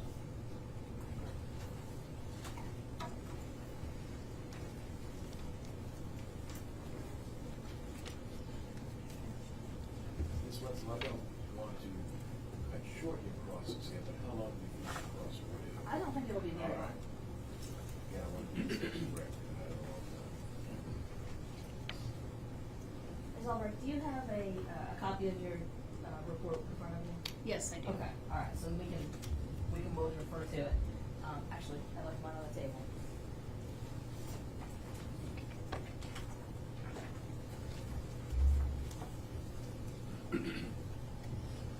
First, I just want to start with a little bit of clarification about the numbering system. When we were looking at those charts,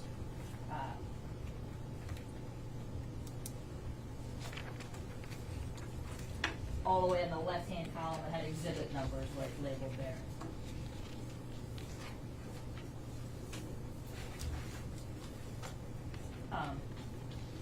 Are those numbers, those item numbers, do they remain consistent throughout testing done at various places at the ATF lab?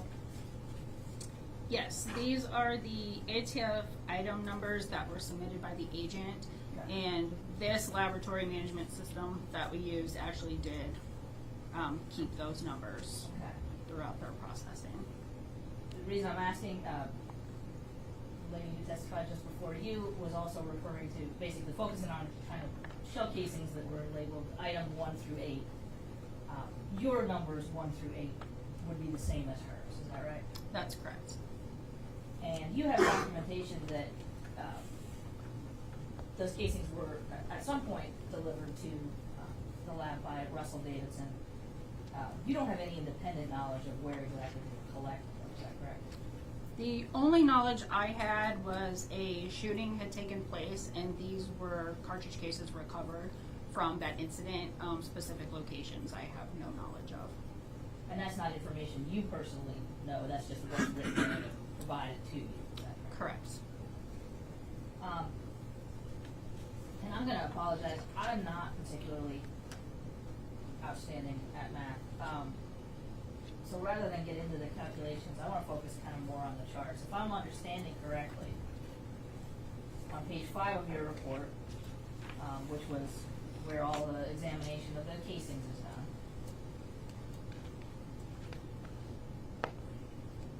Dakota Cash was deemed to be included or limited support for inclusion on 2 of the sets that you did, is that right?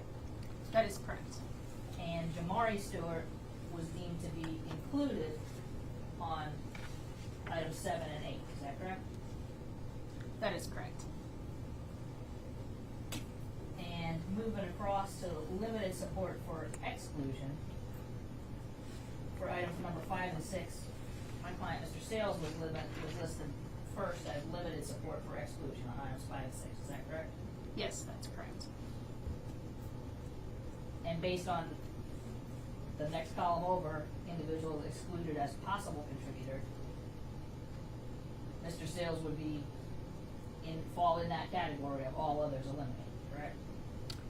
For 5 and 6, his No, for oh, items, I'm I'm sorry, items number 1 and 2, 3 and 4, and 7 and 8. That is correct. Mr. Sales was excluded as a possible contributor from all of those samples. And then I guess moving on to page 7 of the chart. This is where you swabbed various places on the gun. Is that correct? Yes. Okay. And Mr. Cash was deemed to be included on the textured buttons and the laser scope. Is that correct? That's correct. And Mr. Cash was deemed to be included on swabs of the rim of the laser scope attachments. Is that correct? Yes, that's correct. That same piece of the gun, Jamari Stewart was deemed to be possible inclusion. Is that right? Jamari Stewart fell into the limited support for inclusion, so although that is inclusion, or sorry, support for the inclusionary hypothesis over the exclusionary hypothesis, it's just not as strong support as a straight up inclusion. But when we get to the trigger and trigger guard, Dakota Cash is included. Is that correct? Yes, that's correct. And for all of the parts of the firearm that you were able to get samples from, Mr. Sales was excluded, correct? That is correct.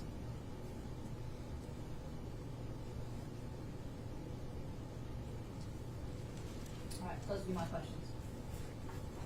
And you redirect. They're redirected. She should be excused. She may get it.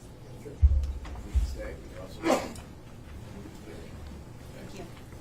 Ladies and gentlemen, we're going to take a 15-minute recess. We'll be back 10 minutes after 11. And remember, folks, I have to leave the room. Ladies and gentlemen, I have to leave the viewing today to recover court in Nelson County. I'll be on from noon to 1:30, so we'll have a longer lunch break today.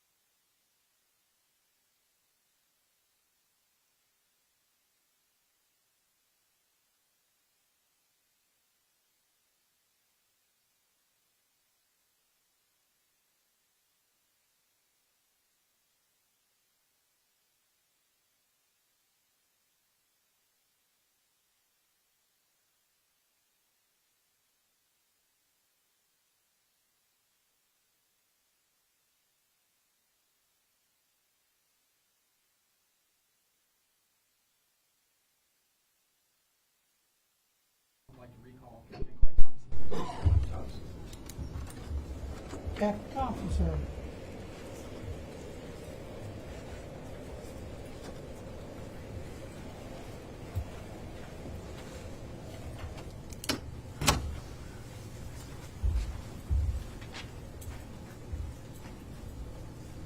Captain Thompson, just a reminder again, you remain under oath, sir.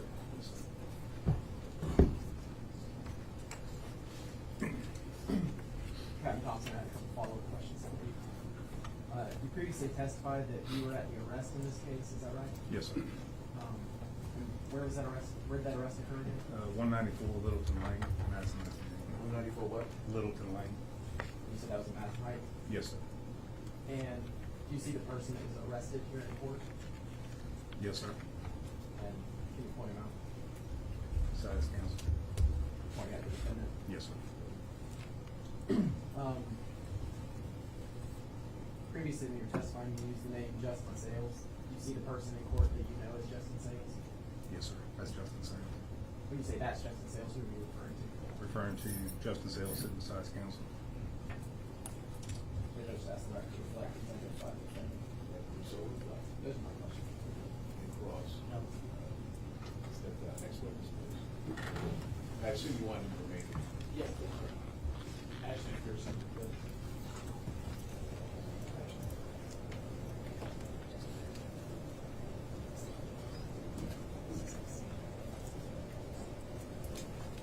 All the branch, man. Stanley? All the branch, man. Washington. Raise your right hand. Do you solemnly swear affirm the testimony you give in this case will be the truth, the whole truth, and nothing but the truth, so help you God? You may be seated.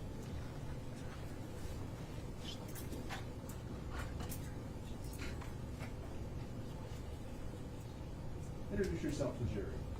Yes, I'm Ashley McPherson. All right, now we are recording, so maybe speak up a little bit just so everyone can hear you, okay? All right, and I'm sorry, reintroduce yourself. Yes, I'm Ashley McPherson. And Ms. McPherson, do you know Justin Sales? Yes, I do. Okay. How long have you known him? I met him one time. Okay. Do you know when that was? I cannot remember the exact date. And the person that you know as Justin Sales is in the courtroom today? Yes, Okay. And is he sitting at the table with his defense counsel? yes, Okay. And that's the individual that you met that one time? yes. Okay. So we'll let the record reflect that you identified Justin Sales in the courtroom. So reflect. And in June of 2019, would you communicate with Justin Sales? I did, What was your primary method of communication with him? through text, through messenger. I'm sorry, what was the answer? Yes, you have to look at what? Through text, through messenger, When you say messenger, what do you mean by messenger? like chat, Okay. What's the program that you're using for that message? like, can you clarify yourself more? Is there a social media program that you're using for that? Yeah. What's that social media program? Facebook, And did there come a time where you needed some help from Mr. Sales? yes. Okay. What did you need him help with? I needed him to pick me up from my ex-boyfriend's house. Where was that located at? It was located off of Campbell Avenue. Okay. And did you communicate with him through Facebook on that day? Yes, I did. Okay. And what did you ask him to do? Could he give me a ride home? Did he arrive there at that location? Yes, he did. Okay. And how did he arrive there? He picked me up in the car. Okay. Was he with anyone else at that time? No. And where did y'all go to? He took me right home, back home. And where was home for you at that time? Madison Heights, What address was that in Madison Heights? 321 Leftwich Road. And so, if that conversation existed, that would be a conversation that happened over Facebook? Yes, And would the time and date of that conversation on Facebook be at the same time that you had that conversation with him? yes. Objection, Judge. You're asking this witness to authenticate Facebook records. She doesn't have the authority to authenticate Facebook records. What's your response, Mr. Stanley? She's just talking about that she's had a conversation with the defendant on Facebook at this point, and it's a conversation between the defendant, which is the defendant's own statements, and a conversation that she had, and she's simply being asked now to talk about whether or not those timestamps would be accurate, and furthermore, Well, Facebook. if that's your response, then I've got to sustain the objection. If she looks at it and says, yeah, that's the day, but at this point, you're just asking her to sign a blank check. So do you have the Facebooks? I do, Judge. Can you show it to her? I will, Judge. I All right, will well, accept that. let's do it that way then. If I may approach the defense counsel as well. Lord, have you seen that? I just want to double check with them. Either picture.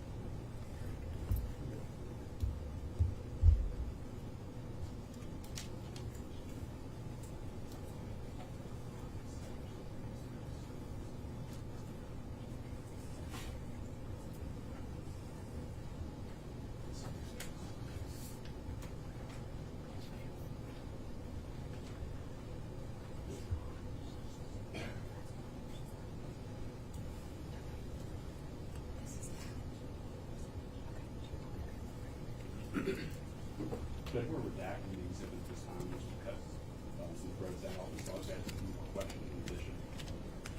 You mentioned Campbell Avenue earlier. Where is Campbell Avenue located? In Lynchburg.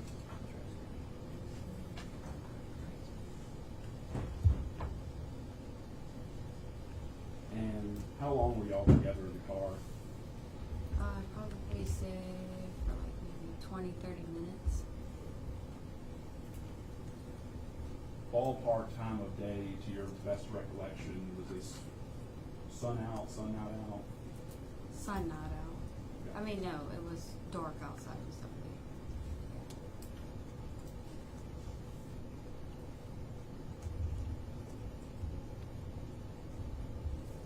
Prior to that one incident, had you talked to him beyond that one time? We did communicate. How many times did y'all Mrs. communicate? Stanley, I'm going to leave it to you to make sure that she's speaking loud enough. I'm not getting involved anymore with your speech. I doubt that anyone over there heard her answer. I'm sitting right next to her and I can't hear her answer. So it's on you. All right, go ahead. All right, so we'll follow back a little bit. We gotta make sure you speak up, because everyone's gotta be able to hear what you're saying at that time. So we'll start back with, so was it dark outside? Yes, it was. And had y'all talked before? Yes, we have. Okay. And how many times would you say you talked before? I can't remember.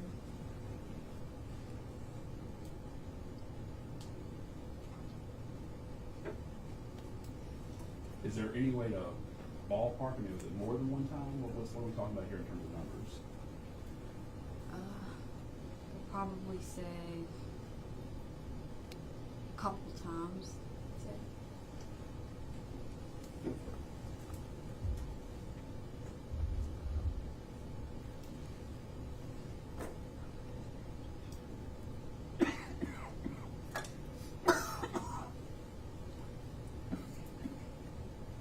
And do you recall what vehicle he show anything?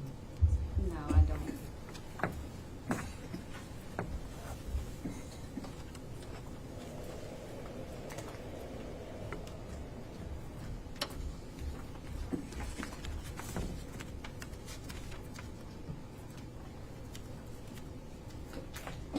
If I may reapproach the next council. Go ahead.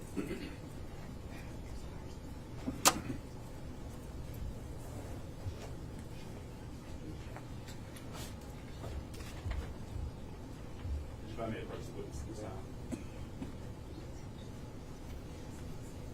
I want you to take a look at that exhibit, and I want you to walk through it, and that's Commonwealth's proposed 138.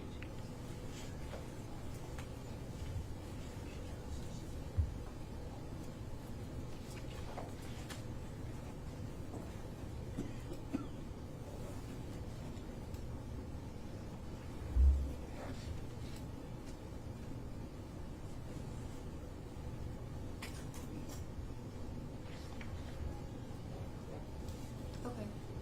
Do you recognize that conversation? Yes, I do. Was that the conversation that you had that night with Mr. Sales? Yes.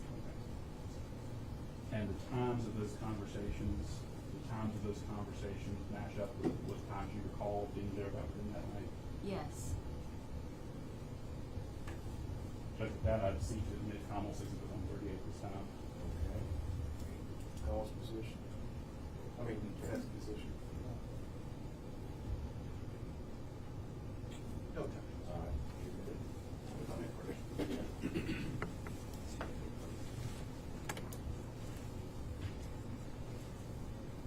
And Judge, with that, I have no further questions for this witness. Ma'am, do you know when he picked you up? Like time-wise? Yeah. It was dark, that's all that I remember. No, okay, do you know when you got dropped off? Where did I get dropped No, off? when? No. Do you know when the conversation started? Not really.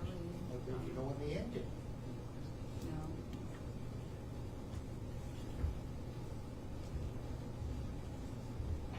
Okay, thank you.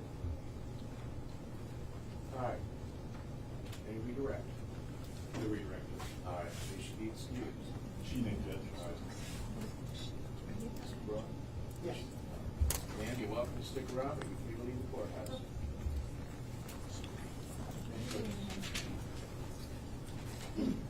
Judge, our next witness is a lengthy witness and is also one of the court rules and cameras and all the also takes some time to decide that. But do you have anybody you can call out of order? That's what we did with the last two witnesses, Judge. I'm sorry? That's what we did with those last two witnesses, trying to. So your next witness is your last witness? No, sir, we have two others, but they're lengthy as well. We don't have a witness that will take 36 minutes, Judge. That's what I'm saying.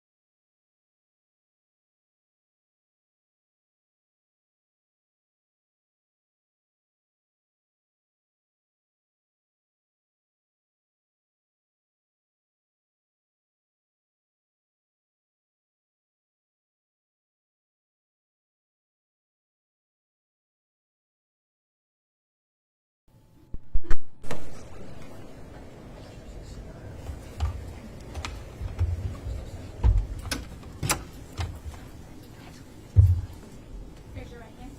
Do you solemnly swear affirm the testimony you give in this case will be the truth, the whole truth, and nothing but the truth? Okay. Thank you.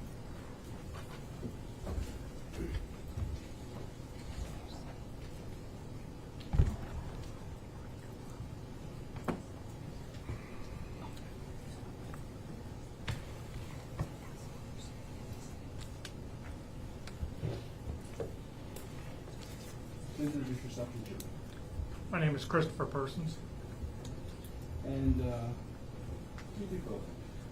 I'm retired. I work part-time at DSS, And what do you currently do for DSS?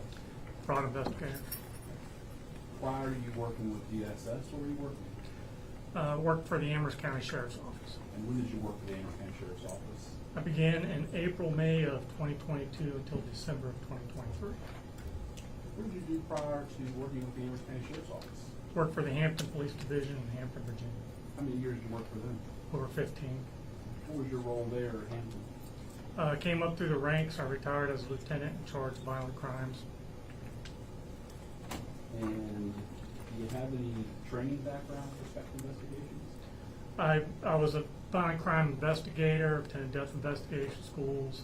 I was a fatality investigator, investigated fatality accidents, attended numerous homicide scenes, autopsies. What brought you back to this area? Quiet, retirement. And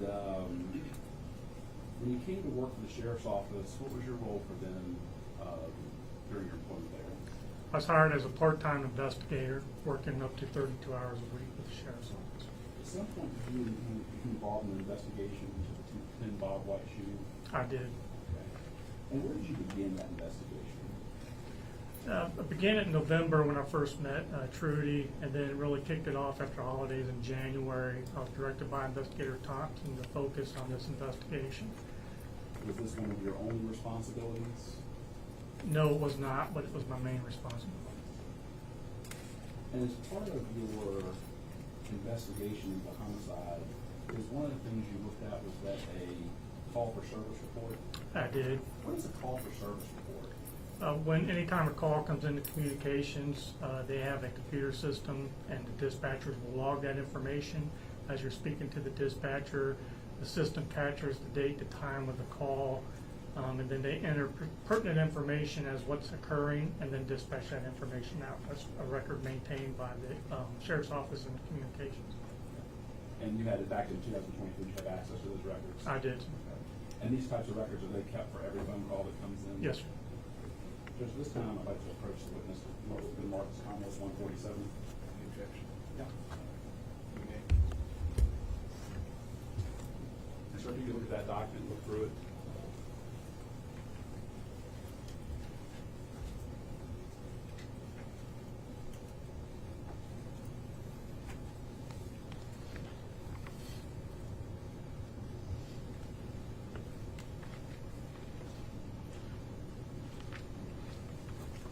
Yes, sir.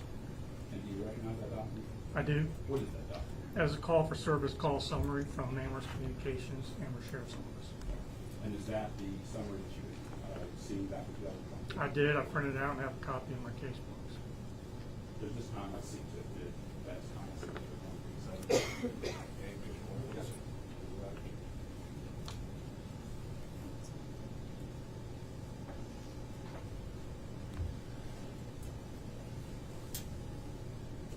And that document has when the initial call came out, correct? It does, sir. What was the time of that call? 23:39 hours is when the call was received. I'm not much a military guy. What does that translate to? Apologize, 11:39 p.m. All right.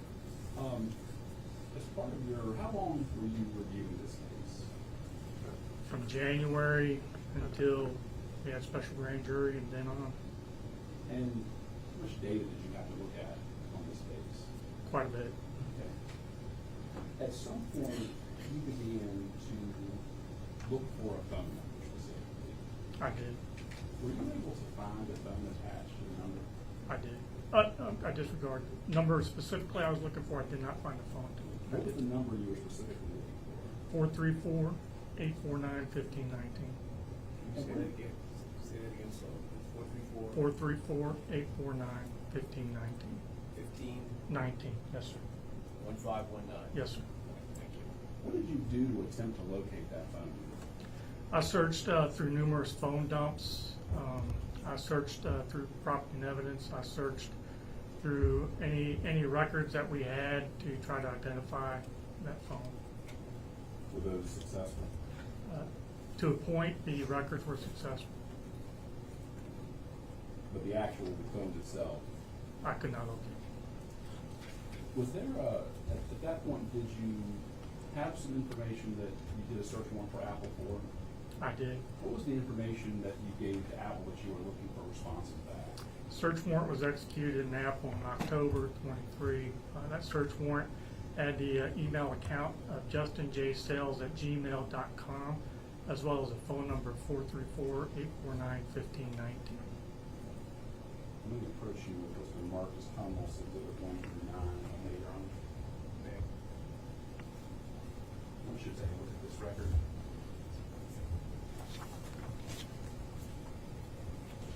Yeah, that's one thirty-nine.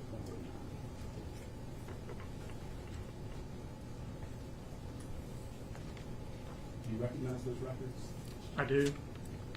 Were those records the responsive returns from Apple? They're part of the response returns from Apple, yes. And as far as Apple's response, did Apple also send over a certification of those records? They did. And what did Apple say about those records? They're a true and accurate reflection of the business records kept by Apple. And as far as that entry for the account of Justin J. Sales, what information were you able to glean from that information? From the Apple information, I was able to determine that a download was made to that device on the early morning hours of June 25th, 2019. An app was downloaded. Okay. But were there any, as far as that account is concerned, are there any numbers attached to that account? The numbers attached to that account are the 434-849-1519 number.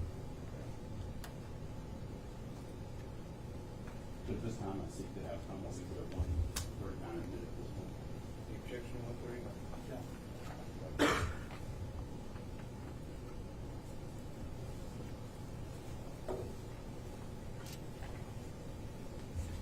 If I may approach the witness, what's been marked as Commonwealth Exhibit 140. Just take a look at that document, please.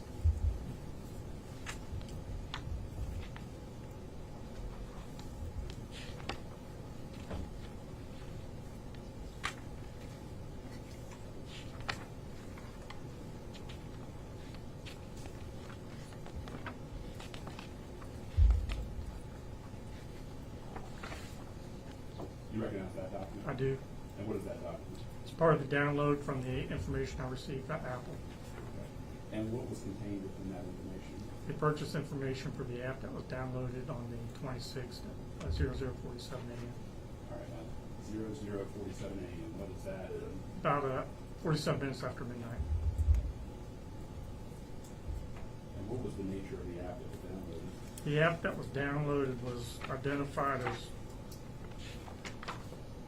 Smart Apps LLC 5.0 radio police scanner. So at this time, if I may approach the witness and get Commonwealth Exhibit 140. The objection 140.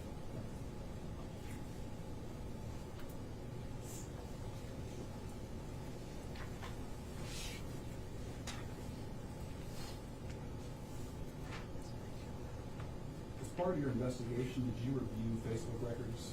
I did. And were you able to look at Justin Sales' Facebook returns? I did.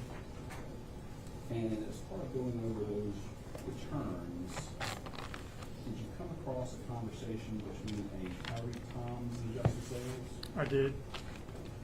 Now, when Facebook returned their records to you, did they send over any certification? They did. And what did Facebook say about the certification of the records they provided to you? That the records were part of their regular record business, keep records as part of their business, and they're certified.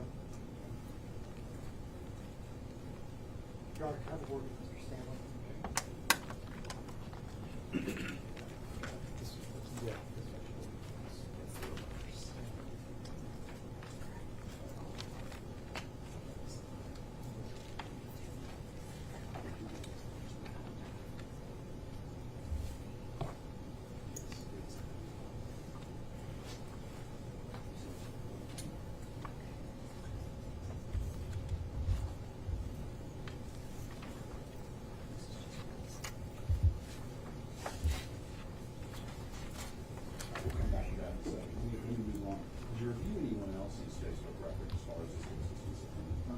reviewed about 88,000 pages of Facebook records. Okay.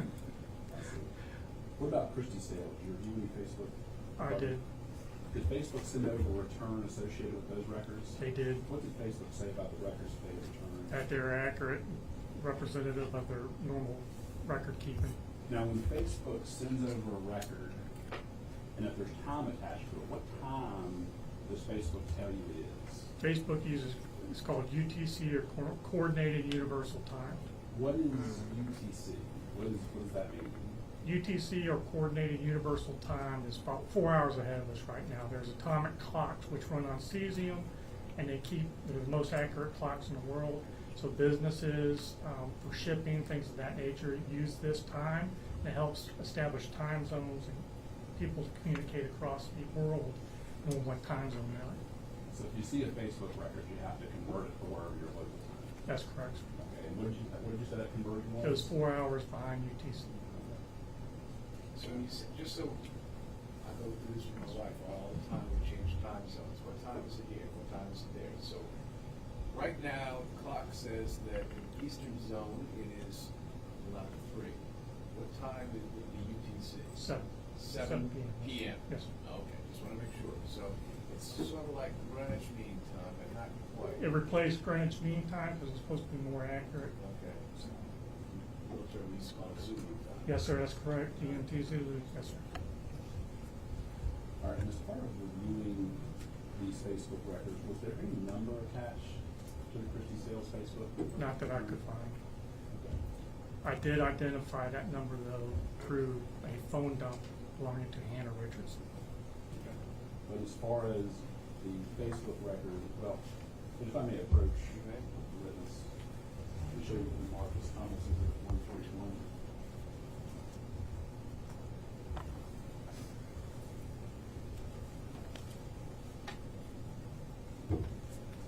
Do you recognize that document? I did. Can you take a second to go over that document? I did. Okay. And what is that supposed to be? This is, I'm sorry, I apologize. This is actually the initial page 1 of the Facebook records, and at the bottom of that page, it does capture the 434-849-1519 number as being attached to that account. The account belonging to? Christie Cricket Sales. Okay. And specifically in those records, what was it of investigative value on Christie Sales' Facebook? Going through the records, I noticed that it appeared Christie Sales had her location services turned on for Facebook, and what that does, it sends out GPS signals to Facebook, and then it tells Facebook what your location is, so they can use it for marketing purposes. So when you see a record like that, what does it look like? What does a GPS record look like? What you'll see is a date and time and UTC, and then you'll see latitude and longitude, and then you'll see pages of that information. So what is latitude and longitude? That's how we divide the globe up, and it's used for navigational purposes. Latitude and longitude is it's basically eccentrical lines that go around the globe are spaced out in degrees, and then that's how they map maps or GPS. So what is GPS? GPS is basically above us right now. There's 24 to 30 satellites, depending if they're working accurately or not accurately, but don't fall out of space. But long story short is they continually send down a beam from those satellites, and if you have a GPS-enabled device, whether it's a TomTom back in the day, a cell phone, military equipment, if they have a GPS device in them to receive that signal, the software will convert those information down using trilateration, and then tell you exactly where you're on the world, in the world. And as far as the data that you got from Facebook, have you reviewed the document you have in front of you? Yes, I have. Okay. Are there any changes to the GPS latitude and longitude that you see in that document and the ones that you use? No, sir. At this point, I see the Congress exhibit 141 at this time. 141. No objection.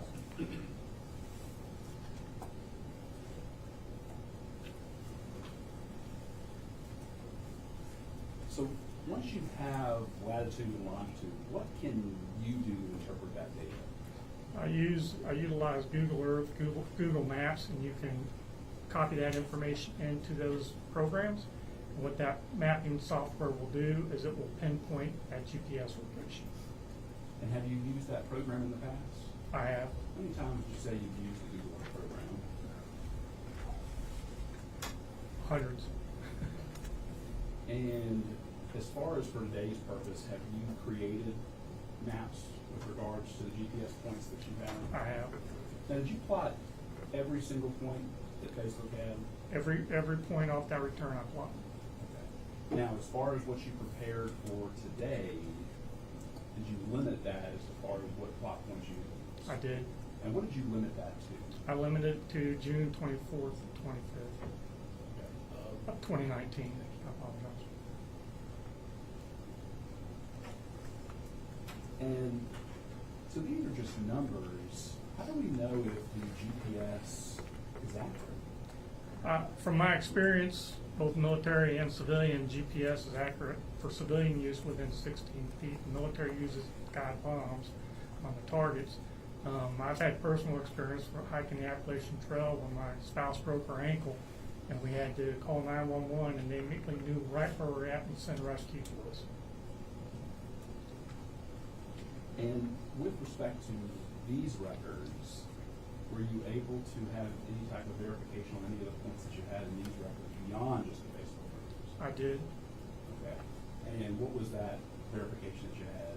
What I did is I took the information that I plotted every GPS point, and I started looking at activity on Justin Sale's Facebook account and his communications that he was having. Was there anyone in particular that you looked at? Yes, sir. There was a Ashley McPherson. Okay. And was there a conversation that you looked at on your Facebook with regard to There was on 6/23 at 02:23 hours.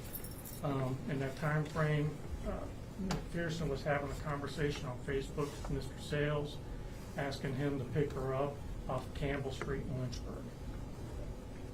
And did you have a time on the Facebook stamp for that? I did. I plotted those Facebook points, latitude and longitude, into Google Earth and Google Maps, and I could observe the device leaving Madison Heights in the area of JT's Grill and going over to Kemper and 29th Street, and that was approximately 03:05 Universal Time in the morning. So what would that be in terms of Eastern time? That would be about 10:55 p.m. What day was that? That was on June 23rd, 19. Okay. Now, Kemper Street. Where is Kemper Street in Lynchburg? Kemper Street is down toward, I guess you'd say, the off of 29, it dumps into Kemper Street, which turns into Campbell Avenue.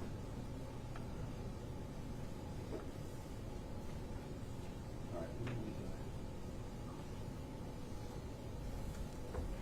I'm going to show you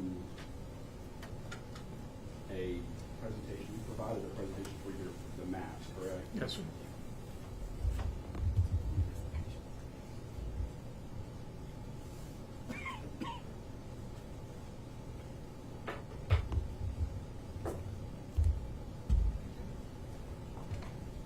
And is this the presentation that you prepared for today? Yes, sir, it is. And what did you use to create this PowerPoint?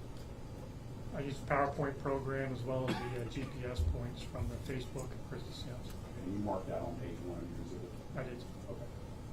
All right, let's move on then to page 2. And what does page 2 reflect? The two addresses that are involved in this. The first address, 210 Bob White Road, where the homicide mainly occurred. And then there's 600 Early Farm Road, which is residence of Justin Sales. Okay. All right, and page 3? That is the distance between Bob White and Justin Sales' residence. It's 1.6 miles via roadway between the two residences. It looks like there's a driving time there. It's yes, sir. It's a 3-minute driving time. And there's a walking time as well? Yes, sir. How The long is walking that? is 36 minutes. Okay. All right, next slide. All right. And then you go to the next slide from there. So what are we looking at here? So this is June 24th of 2019. I've already converted the time from UTC to local time. It's 11:10:53 p.m. The latitude and longitude coordinates obtained from the Christie Sells Facebook account indicate that pinpoint device, which is at 210 Bob White Road. And how far is 210 Bob White removed from the roadway? The house sits approximately over 200 feet off the road. Okay. Go to the next slide. All right, what are we looking at here? This is June 24th, 2019 at 11:44 p.m. Again, the latitude and longitude from the Facebook records that shows the device being back at 600 Early Farm Road. Move to the next one. All right, so these are records starting from, that was June 24th, we're starting at June 25th now, correct? Yes, sir, that's correct. All right, we'll go to the next slide. All right, what are we looking at here? June 25th, 2019 at 5:57, the device is located at 600 Early Farm Road. And again, those are latitude and longitude coordinates from the Facebook records. Move to the next one. What are we looking at here? At June 25th at 9:30 p.m., the device is moved. It's on Isaac Walton Road. Again, that's the latitude and longitude. It's in 1400 block of Isaac Walton Road.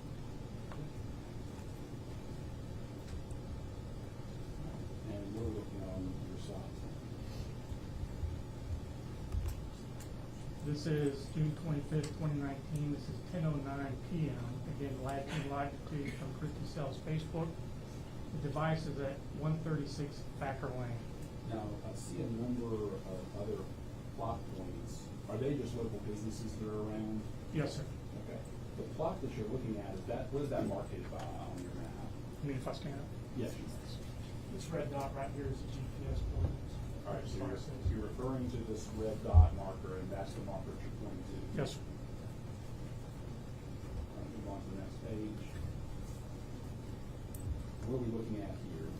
This again is June 25th, 10:21 p.m. Latitude and longitude from Christie Sells Facebook, page 28.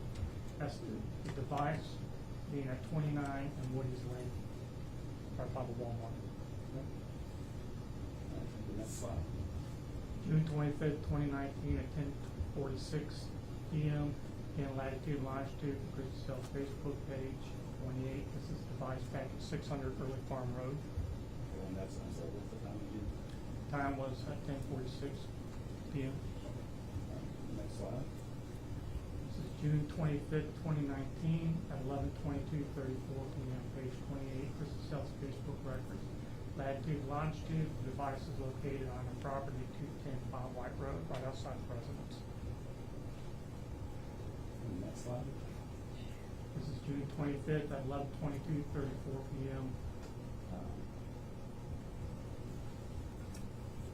right. And then this is from the call detail record, or the call summary that you had earlier? This is correct.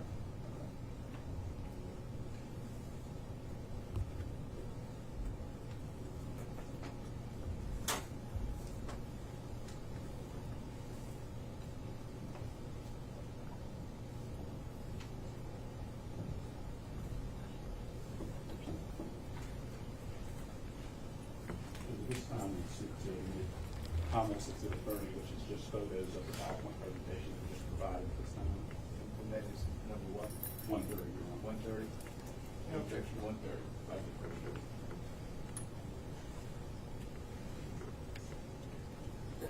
Any objection? No objections.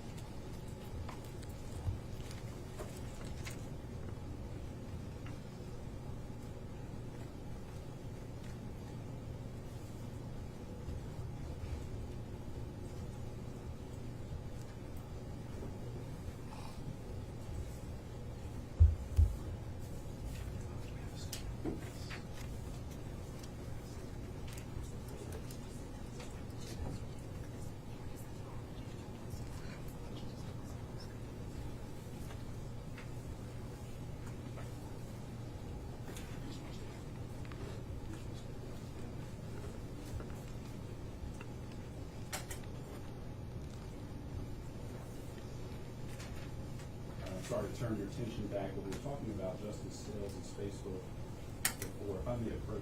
Yes, sir. We should take a look at the document that has been proposed as Commerce Exhibit 137.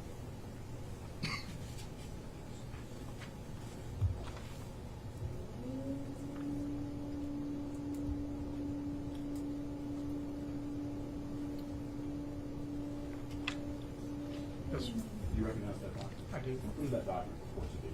These are pages from Justin Sales' Facebook return. Okay. And is there a conversation with someone on those? That's that document? There is. Who's that conversation with? So Tyreek Toms. All right. Is there a discussion of firearm that occurs? There is. And who has the comment about the firearm? Justin Sales. What does he say about the firearm in the case? He says, starting at 6/22 at 1826, he said, asked what they got.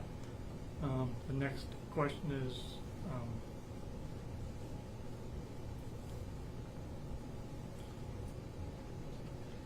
who is it now? I got the Drake with me. If I may approach the witness. If we seek now to have Commonwealth's Exhibit 137 permitted at this time. We've had some issues with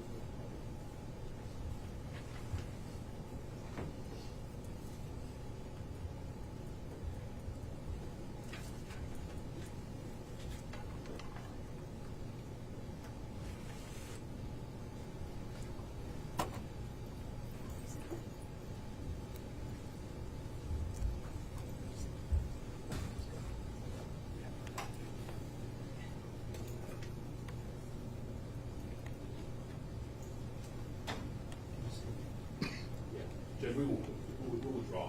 Right.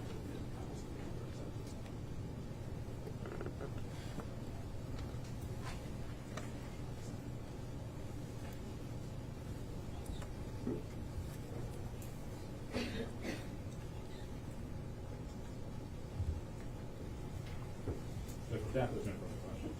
Cross-examination.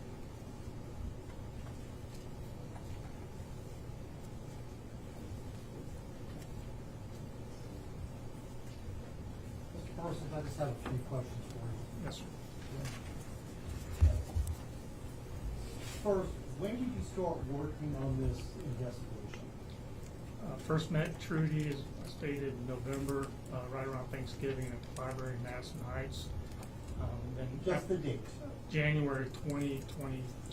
Okay. And this was after Robbie Oliver left? That's correct. Now, this information that you had, that was already obtained through previous search warrants, back in 2019 at that. Yes, sir. So this is all information that Robbie Oliver basically had for 2.5 years. It didn't go through. I wasn't there, I don't know if we went through it, but there was no record that he went through. Were there any records that Mr. Oliver had done anything in this investigation? I did have a partially transcribed transcript. Okay. Basically a paragraph? It's a little longer than that, yes, sir. But just the one? Just the one. You said that you were looking for a phone number of 434-849-1519? That's correct. And that's actually Christy Sales' phone number. That is correct.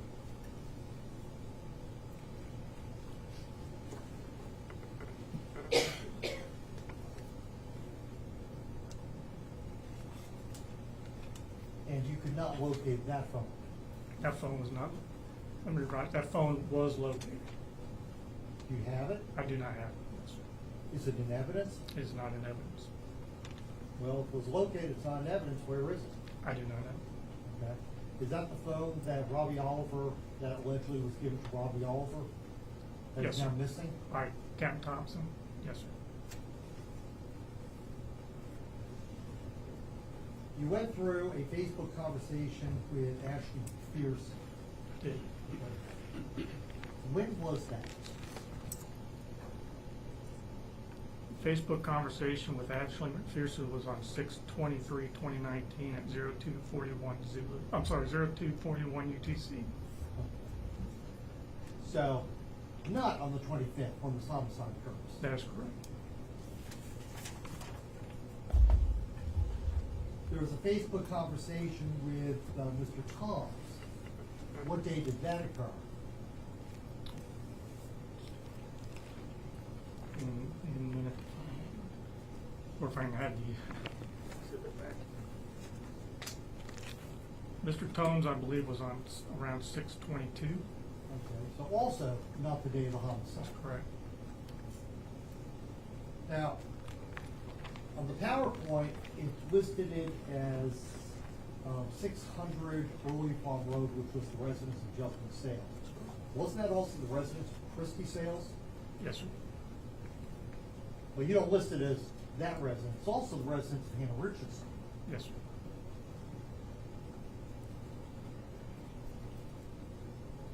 And what your PowerPoint says is that the Facebook of Christie Sales is at all these different locations.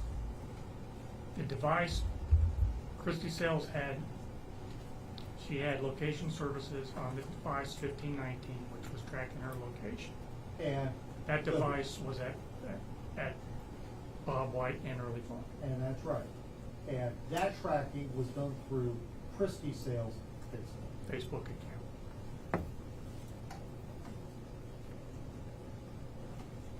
Thank you. Yes, sir.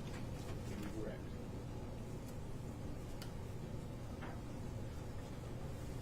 New direction. You be excused. We keep it for now. Okay. Next one.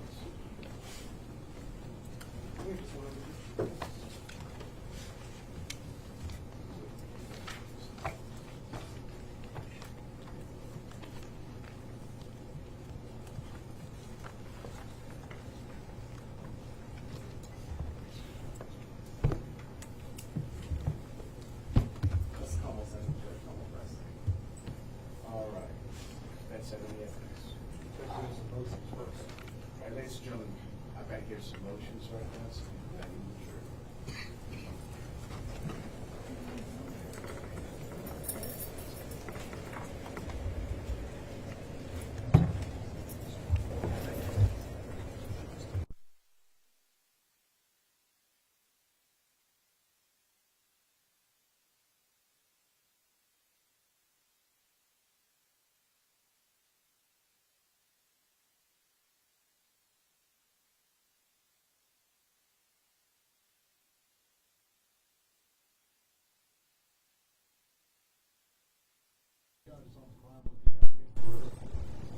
As the court is well aware, the elements of aggravated murder is that one's got to be premeditated, malice aforethought.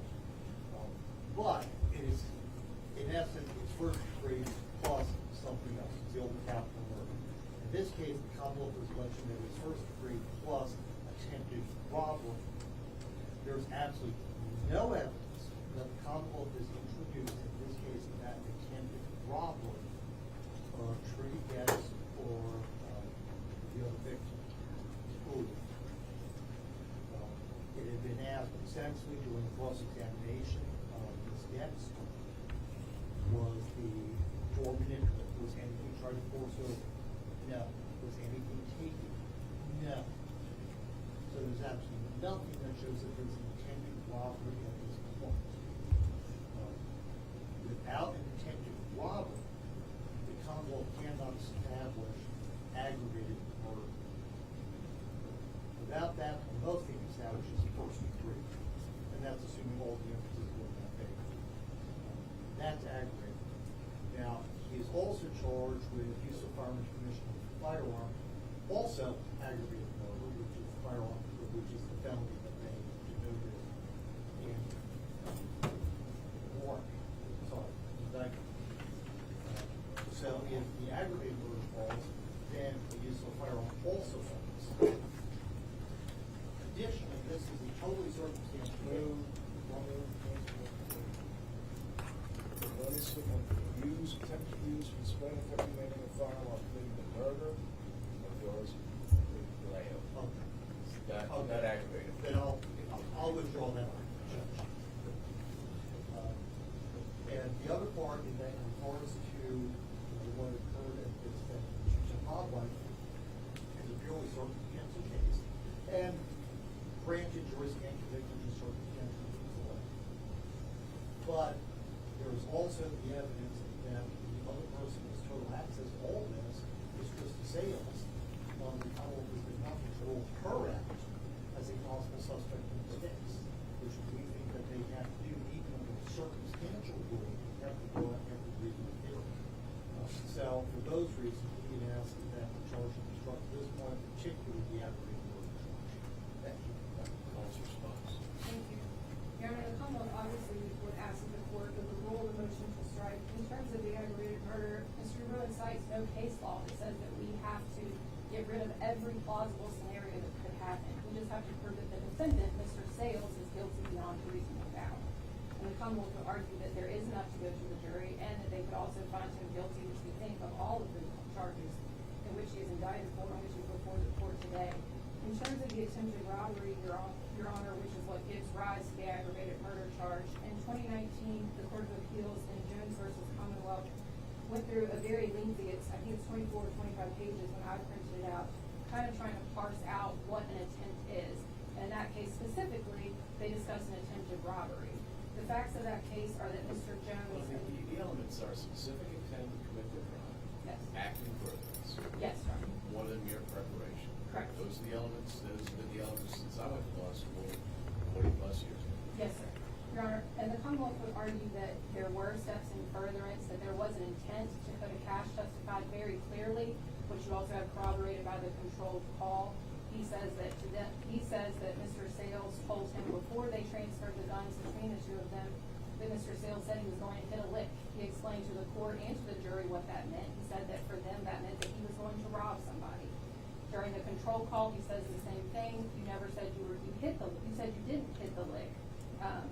Again, saying you said you didn't rob anybody. So that gives the Commonwealth the intent enough to go to the jury.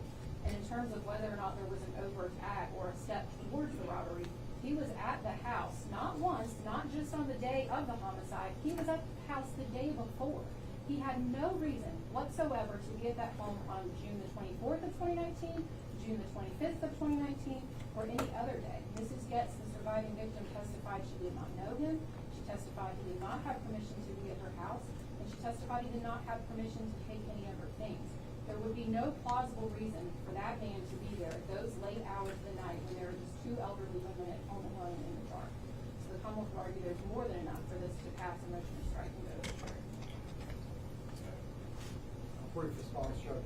What Dakota Cash actually stated during the conversation was that there was a hit he looked for marijuana, not a home, not a burglary. But we would submit that at this point there was no evidence that supports the intention of robbery.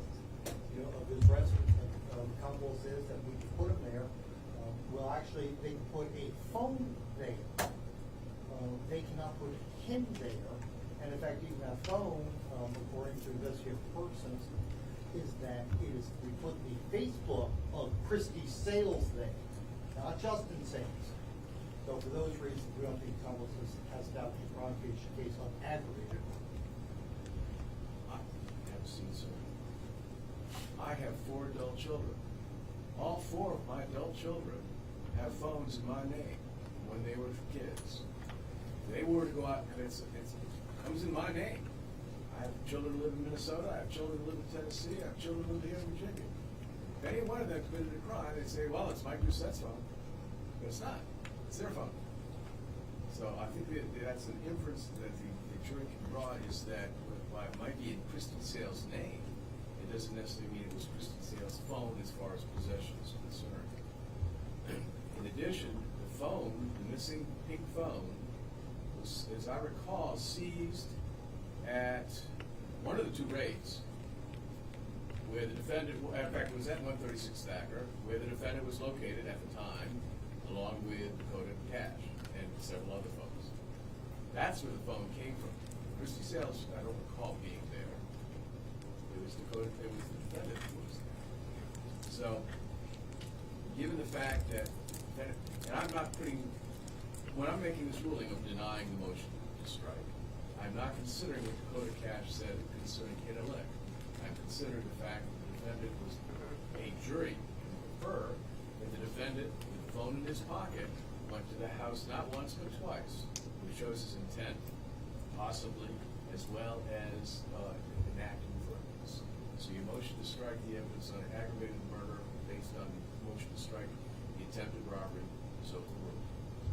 Do you have any evidence? Are you going to fight that a few minutes on the line? All right. You want to go in the back? Okay. Just let me know when you all are ready. All rise. He's gonna please.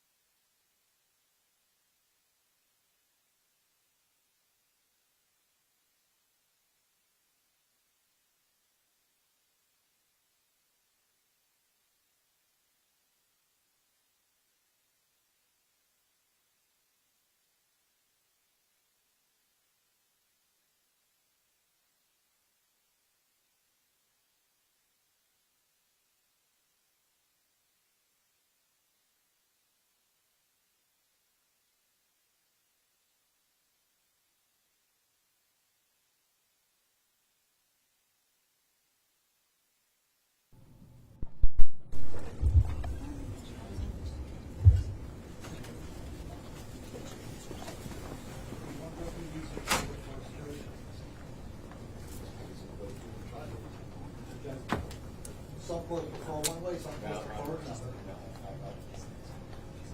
Okay. Everybody ready to go over instructions? Yes, sir. All right. Instruction 1. I have it as defendant is in sent no objections. Right.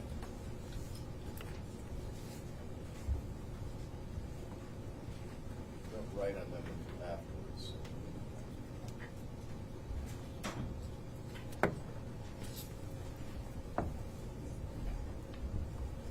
All right. Instruction 2.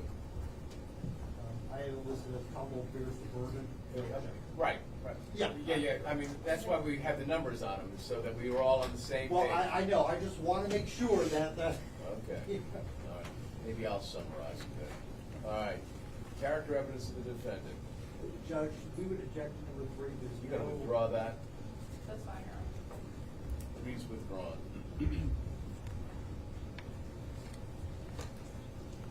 Instruction 4, indictment.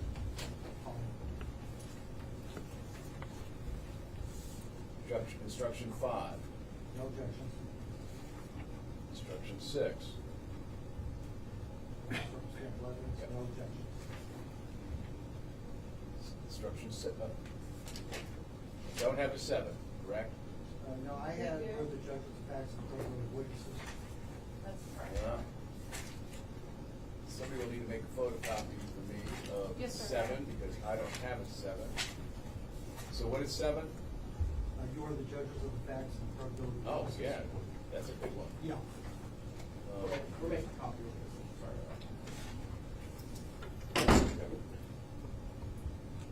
Okay. 8, statements by the defendant. No objections. 9, inconsistent statement by witness. No objection. 10 is withdrawn, I assume. Defendant didn't testify. Yes, I agree with Ron. 11, the elements of aggravated murder. Just the objection that we made at the motion to strike. Judge. Okay, but as far as that, as far as giving this instruction, we have no objection to giving this instruction as drafted. Your Honor, the issues is going to be, quite frankly, 11 and 12.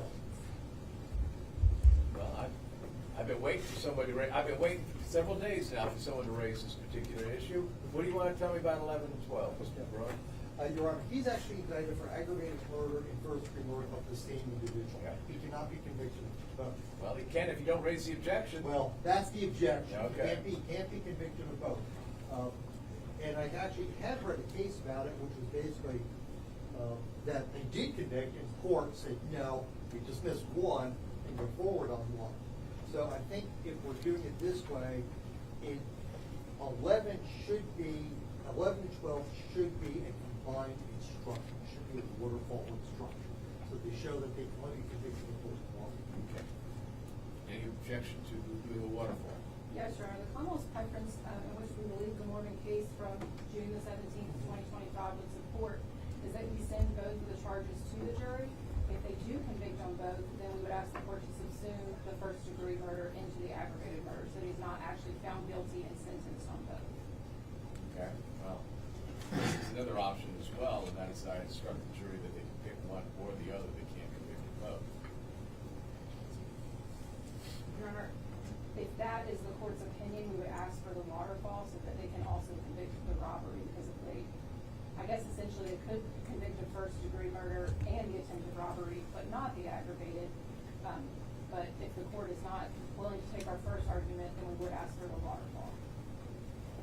I think the waterfall is better.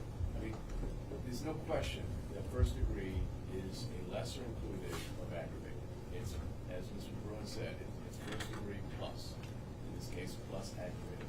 So we will fashion a new instruction 11 that is a waterfall. Aggravated, if you don't find attempted robbery, first degree, and not guilty. So we will redraft 11.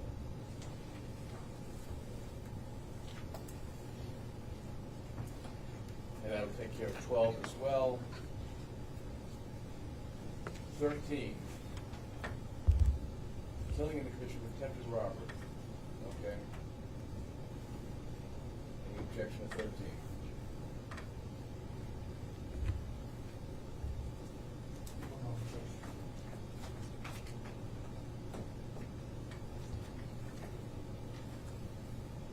No objection. Okay.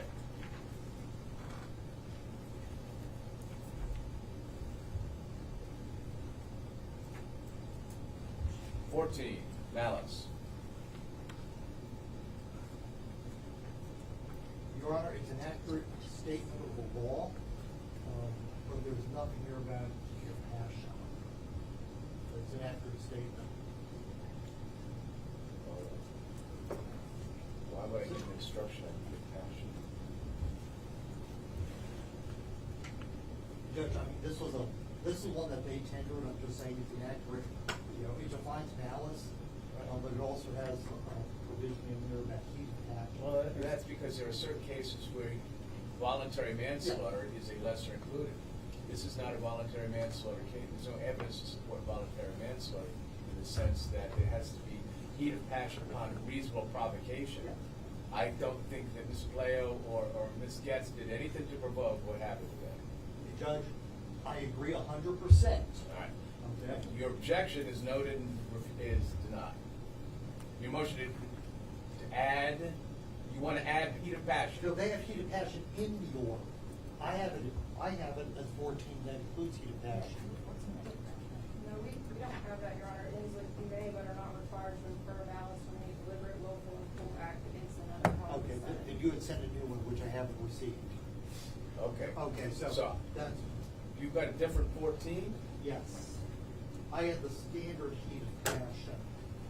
So what, can I see yours? Okay. Yes, that's fine. Yeah, I have a different 14, but I have no objection to Okay. 14 that's done.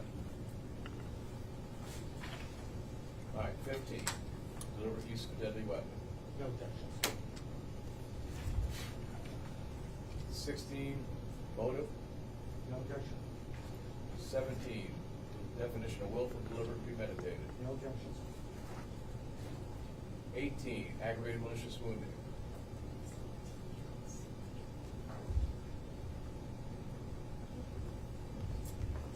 I'm sorry, how's that listed?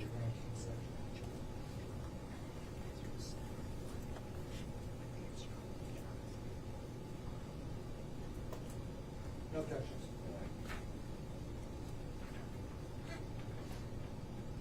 19. Bodily injury? No, I Physical scars. do you have a physical scars instruction? Yes. No objection. That's mine. I've got that as 19. Leave it to Your Honor. 20. My 20 is use of firearm and commission of aggravated malicious wounding. Yes, sir. No objection. 21, use of firearm in the commission of murder. No objection. Do you want that first degree and or aggravated murder in there? Or you just want to say the murder of Doris Puleio? Murder is fine, Your Honor. We'll fix 21. Yes, sir. 22, definition of firearm. No objections. 23, shooting at or in an occupied, shooting at an occupied building. No objection. 24, definition of attempted robbery. No objection.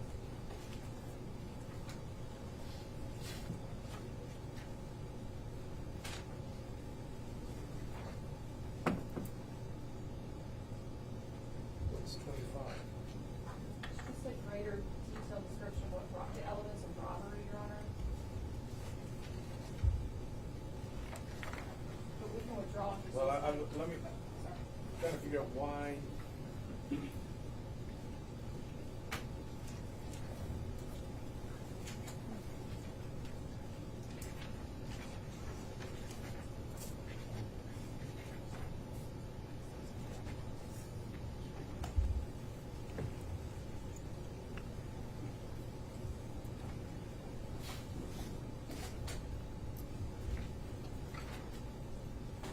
That is not a model of jury instructions, the Commonwealth is agreeable with withdrawing it. All right, you're withdrawing which one? 25, Your Honor. 25. All right. 25 is withdrawn.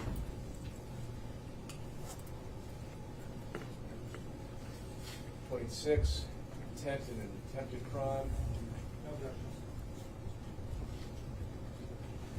27, act in furtherance. No objections.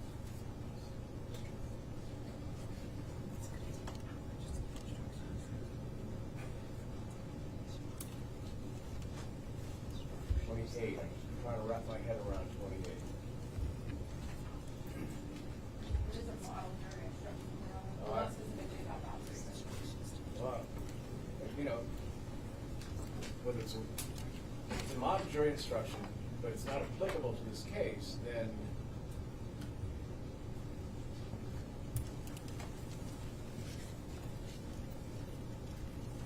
I really argue that it is applicable because nothing was actually taken from the home.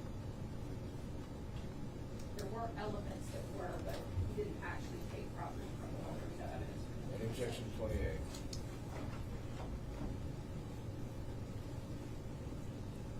Judge, it is an accurate statement, but there's absolutely no evidence that supports it.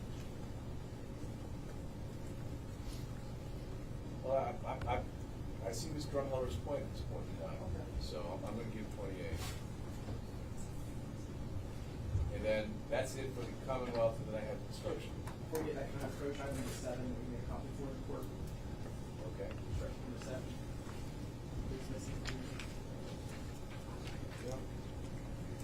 All right, then I have instruction A for the defense. No objection, Your All Honor. right.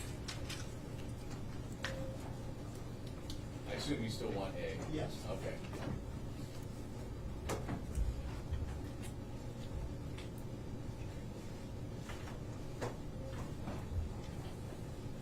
All right, so to summarize, well, let me go over the verdict forms. We'll need to do a waterfall on the verdict forms.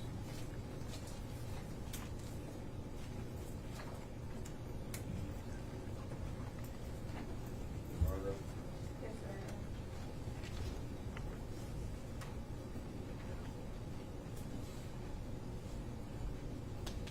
Next one I have is attempted robbery, aggravated malicious wounding,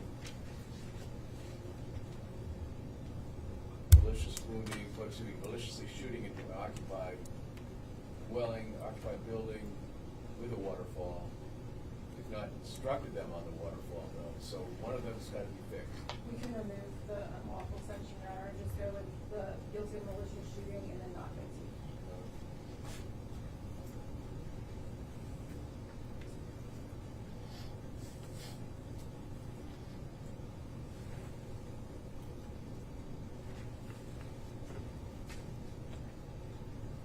Use of firearm in aggravated malicious wounding, use of firearm in murder.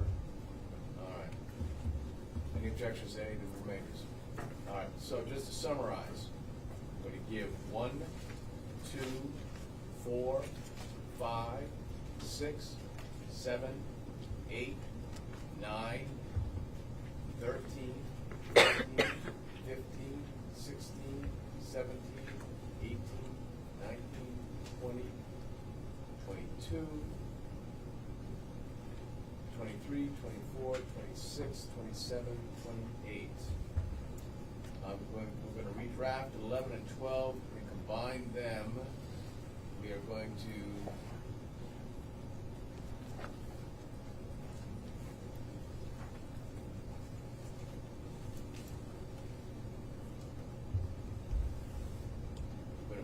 fix 21 by getting rid of the first degree and or and just say murder. We're going to add or do a waterfall verdict on murder and eliminate the waterfall verdict on shooting in an occupied building. And then 3, 10, and 25 are withdrawn. Do I accurately stated what we're going to do? Instruction A. And thank you, instruction A. Write it down, but it gets there. All right. Okay, so we're ready to go first thing in the morning. Now, just again to summarize. Now, my notes are a mess, but as far as exhibits are concerned, I got exhibits 1 through 5. I've got 7 and 8. There is no 9. I've got 10. There is no 11. I've got 12. There is no 13 or 14. I've got 15, 16. No 17. 18 to 66. No 67. 68 to 98. No 99. 100 to 124. This is where my number, I got notes all over the place. So I've got no 125 or 126. I do have a 127. I do not have a 129. I have a 130. I have no 131 or 132. I have a 133, 134. I have no 135. I've got 136. No 137. I've got 138, 139, 140. 141, 142, 142A, 143, no 144, 145 was never offered. It was marked, but it was never offered. And then I've got a 147. Yep, match up with everybody else. Yes, I believe so. Yes, All right. Council, can I see y'all back in chambers real quick? Yes, sir.